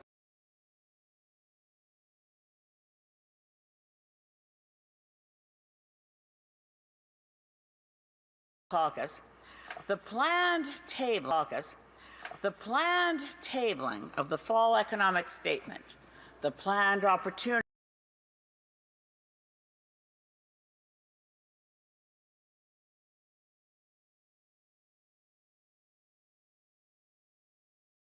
to hear the Minister of Finance, then Deputy Prime Minister, explain what was in that document, explain to us how the guardrails of deficits above $40 billion had been breached. Explain to us what was in there and what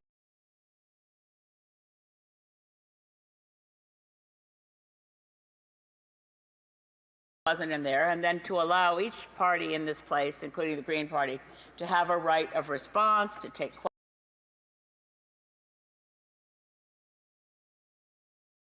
questions and so on. All of that went out the window. So as it turns out, and I am a stickler for the rules, so Madam Speaker, I'm about to say in the next 8 minutes I have before in the next 8 minutes I have before turning the floor over to my honourable colleague, that nothing I'm going to say is relevant to the matter that's before the House for orders of the day. And I apologize, but this is my one opportunity to say some things that I think need saying. I want to say on the floor of this place, as we normally would in a circumstance where someone who has served on the front benches of this place as a cabinet minister since 2015, who has now left that cabinet suddenly, unexpectedly. I don't agree with much of what that member for University Rosedale put forward over the years, but I respect her enormously, and it is a really lousy thing. I don't know what word. It's graceless, it's crass, it's unbecoming to our tradition as parliamentarians that someone as fine as a member for University Rosedale would leave the cabinet, leave being deputy Prime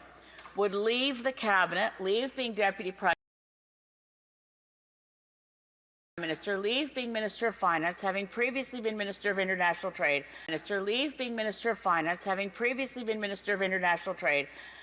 having played a really large role in getting this country through our first encounter with a Trump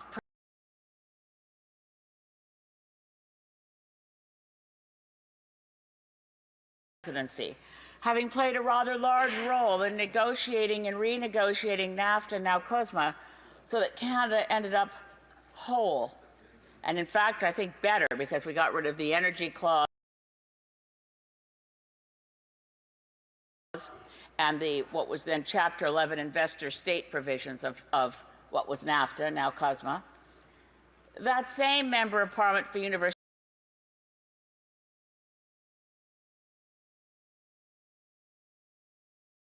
Rosedale, in terms of good or bad luck for a government to have an expert, the member for University Rosedale was, as far as I know, the first Canadian banned from Russia by Vladimir Putin, because before entering politics, she had a job. She was a journalist, and she was based in Moscow, and she did not write flattering puff pieces about Mr. Putin. She told the truth, and as a result, I think she was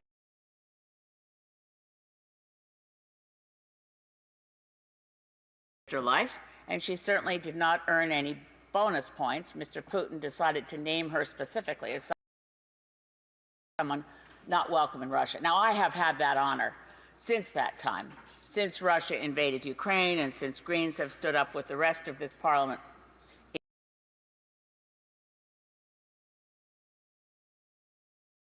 in defending Ukraine and in urging that we do everything we can to stop the brutality of the Russian invasion.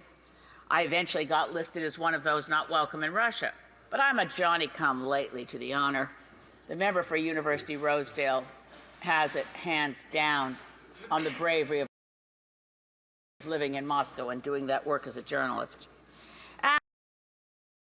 And the member for University Rosedale played a large role in navigating us through COVID. So as much as Canada emerged from the COVID pandemic a different country, fractured, and I think we suffer from I'd love a group of psychiatrists, psychologists, and experts to figure it out.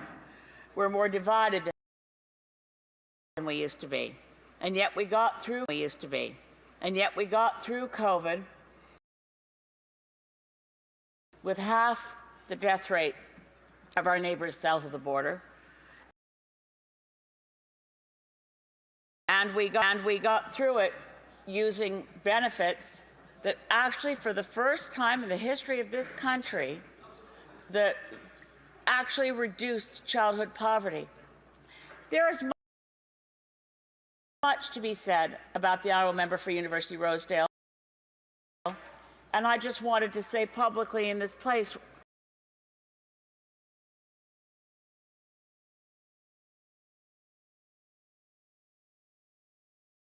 thank you to the honourable member. I argued with her many times about climate policy, but there's a fine public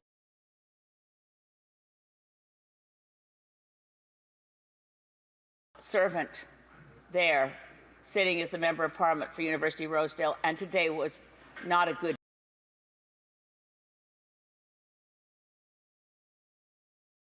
day for any kind of gracious acknowledgement of a role that somebody played across the aisles. Pour moi, je veux dire un grand merci à I would like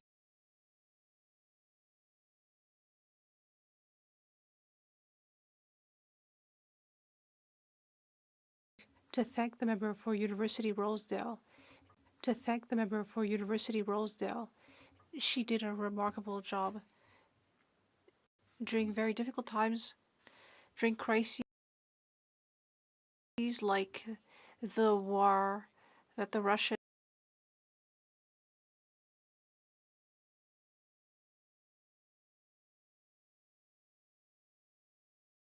brought on Ukraine and the pandemic.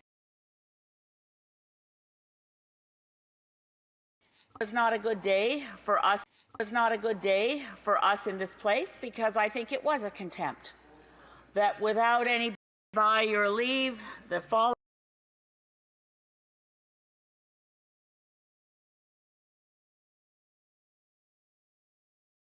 economic statement was dropped, and I have a lot of respect for the government House Leader. She wasn't prepared to deliver a speech nor to take questions. But I think it was, again, classless and disrespectful.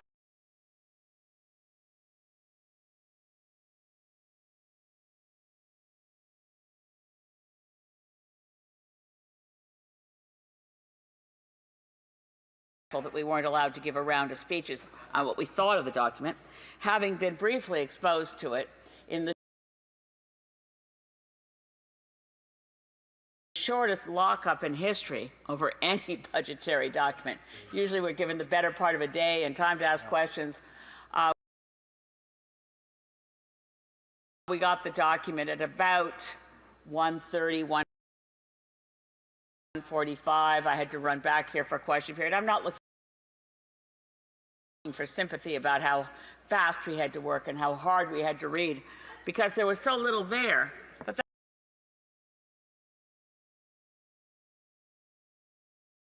doesn't matter when you and I won't pick it. The exemption on props, Madam Speaker, is if you're speaking to the document itself. So this document itself takes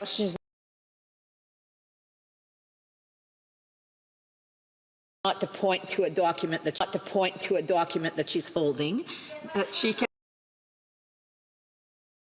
reference it, but she can't be pointing at it.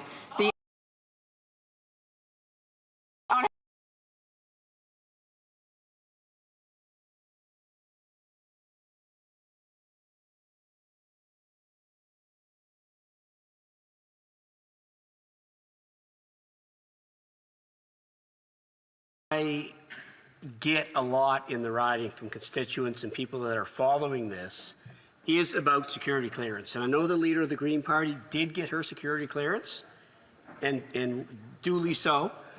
The leader of the NDP got his security clearance. The leader of the Bloc got his security clearance, and of course the Prime Minister has his security clearance. There's one leader who doesn't have a security clearance, and that is the leader of the opposition. And a lot of my constituents are simply asking why. Why not just get it, put out that fire, and move on? But he continues to avoid getting it. So my question to the leader of the Green Party is, why? The member for Sandwich Gulf Islands. To my friend from St. John Ross, it's one small factoid correction. It's true the Prime Minister of this country has his security clearance, but he gets it by right when he became Prime Minister. He never actually had to go through the process that I've gone through, the leader of the New Democratic Party, le chef du Bloc québécois. Et c'est une bonne question. And that's an excellent question. It's such an important question. Why the leader of the official opposition has refused to ask for the process to start. Can think of is that he's worried he won't get it because you don't get it by right. And I urge the leader of the official opposition to remove the doubt for Canadians that there's something about his history, potentially with foreign interference or something else, that means he worries he won't get top secret security clearance if he were to ask for it. Brief question, the honourable member for Kitchener Centre. Thank you, Madam Speaker. In the member from Sandwich Gulf Islands speech, she talked about what we could be doing if we were to really tax the wealthiest. And I know she believes one of the things we could be doing is lift folks with disabilities out of poverty. I used to say this government was going to do this vote buying scheme, and maybe it's just the Prime Minister who is planning on doing it. That vote buying scheme left out folks with disabilities, just as this fall economic statement did. Can she comment on how important it is to lift folks with disabilities out of poverty and how this statement could have been a place to do it? Brief answer from the honourable member for Sandwich Gulf Islands. We're a rich country, Madam Speaker. Thanks to my honourable friend for Kitchener Centre for reminding us that we have an obligation as a country to have essential fairness. The people with disabilities have a disproportionate rate of poverty. But why do we have people living in tent cities? Why are we allowing people to live in conditions that are inhumane in a country that could afford a guaranteed livable income for all? And I want to correct my record on that one, on the previous point that I brought forward about the document. So I did check on that, and Speaker Milliken had ruled on this in the past, where if it's a document that had just been tabled in the House, it could be referenced and have it in hand while referencing. The honourable member for Kitchener Centre resuming debate. Thank you, Madam Speaker, and merci à mes collègues. I'll start by saying I want to recognize, as my friend from Sandwich Gulf Island did, on the point of relevance, that I'll be focusing my speech on the fall economic statement as opposed to what we really should be doing, which is focusing on this amendment if we were to follow exactly the orders of the day. I recognize it's been about 3 months of talking about this particular motion. In fact, as you know, I've shared a few times how we've had a number of speakers on this. The number of Conservative speakers alone are 223 or so. And so I have spoken quite a bit to this motion already to make clear Greens supported back in June the support of the precedent to this motion. That continues to be the case. My second apology is things have been so last minute and kind of disjointed today. I would usually even send notes for a speech like this to translators. Apologies to them. I haven't actually done that tonight either. But I do think it's important to take every opportunity I can to speak out for the concerns and the priorities of folks in my community, and this is an important moment to do so. Because, of course, like many in this place and across the country, I'm troubled by the events of today, but more so I'm troubled by the statement that we were provided with just this afternoon, the fall economic statement. Because the reality is that folks in my community are in a time of crisis. We look at it's 40% of those living in poverty are folks with disabilities. That should not be the case in a country as wealthy as ours. In my community, I've spoken quite a bit about the number of people who are living unsheltered at a time when rents have doubled in my community in recent years. The number of people living unsheltered tripled from 2018 to 2021, from just over 300 to over 1,000. And with the most recent point of count study, nearly tripled again to over 2,300. Meanwhile, we continue to be the only country in the G7 whose emissions have risen since 1990. We are in a closing window of opportunity to act on the climate crisis. It's because of these significant crises that are facing folks in my community and those across the country that Greens proposed a number of constructive solutions that could have been in the fall economic statement. I'll go over a few of those now with the time I have here.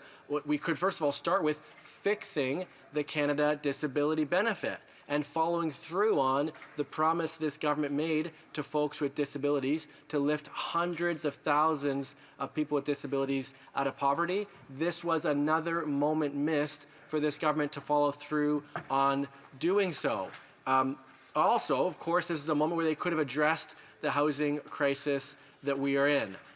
Greens have been calling for this government to get towards a plan to double social housing across the country. If they did so, we'd go from the bottom to just the middle of the pack in the G7. One of the ways we've proposed they do so is in a new motion I've put forward to require CMHC to have two income-based definitions of affordable housing to ensure when they talk about funds like the Affordable Housing Fund, that money is actually going to build affordable housing, housing that would support people who are in core housing need, relying on the research by housing experts like Dr. Carolyn Weitzman and others across the country.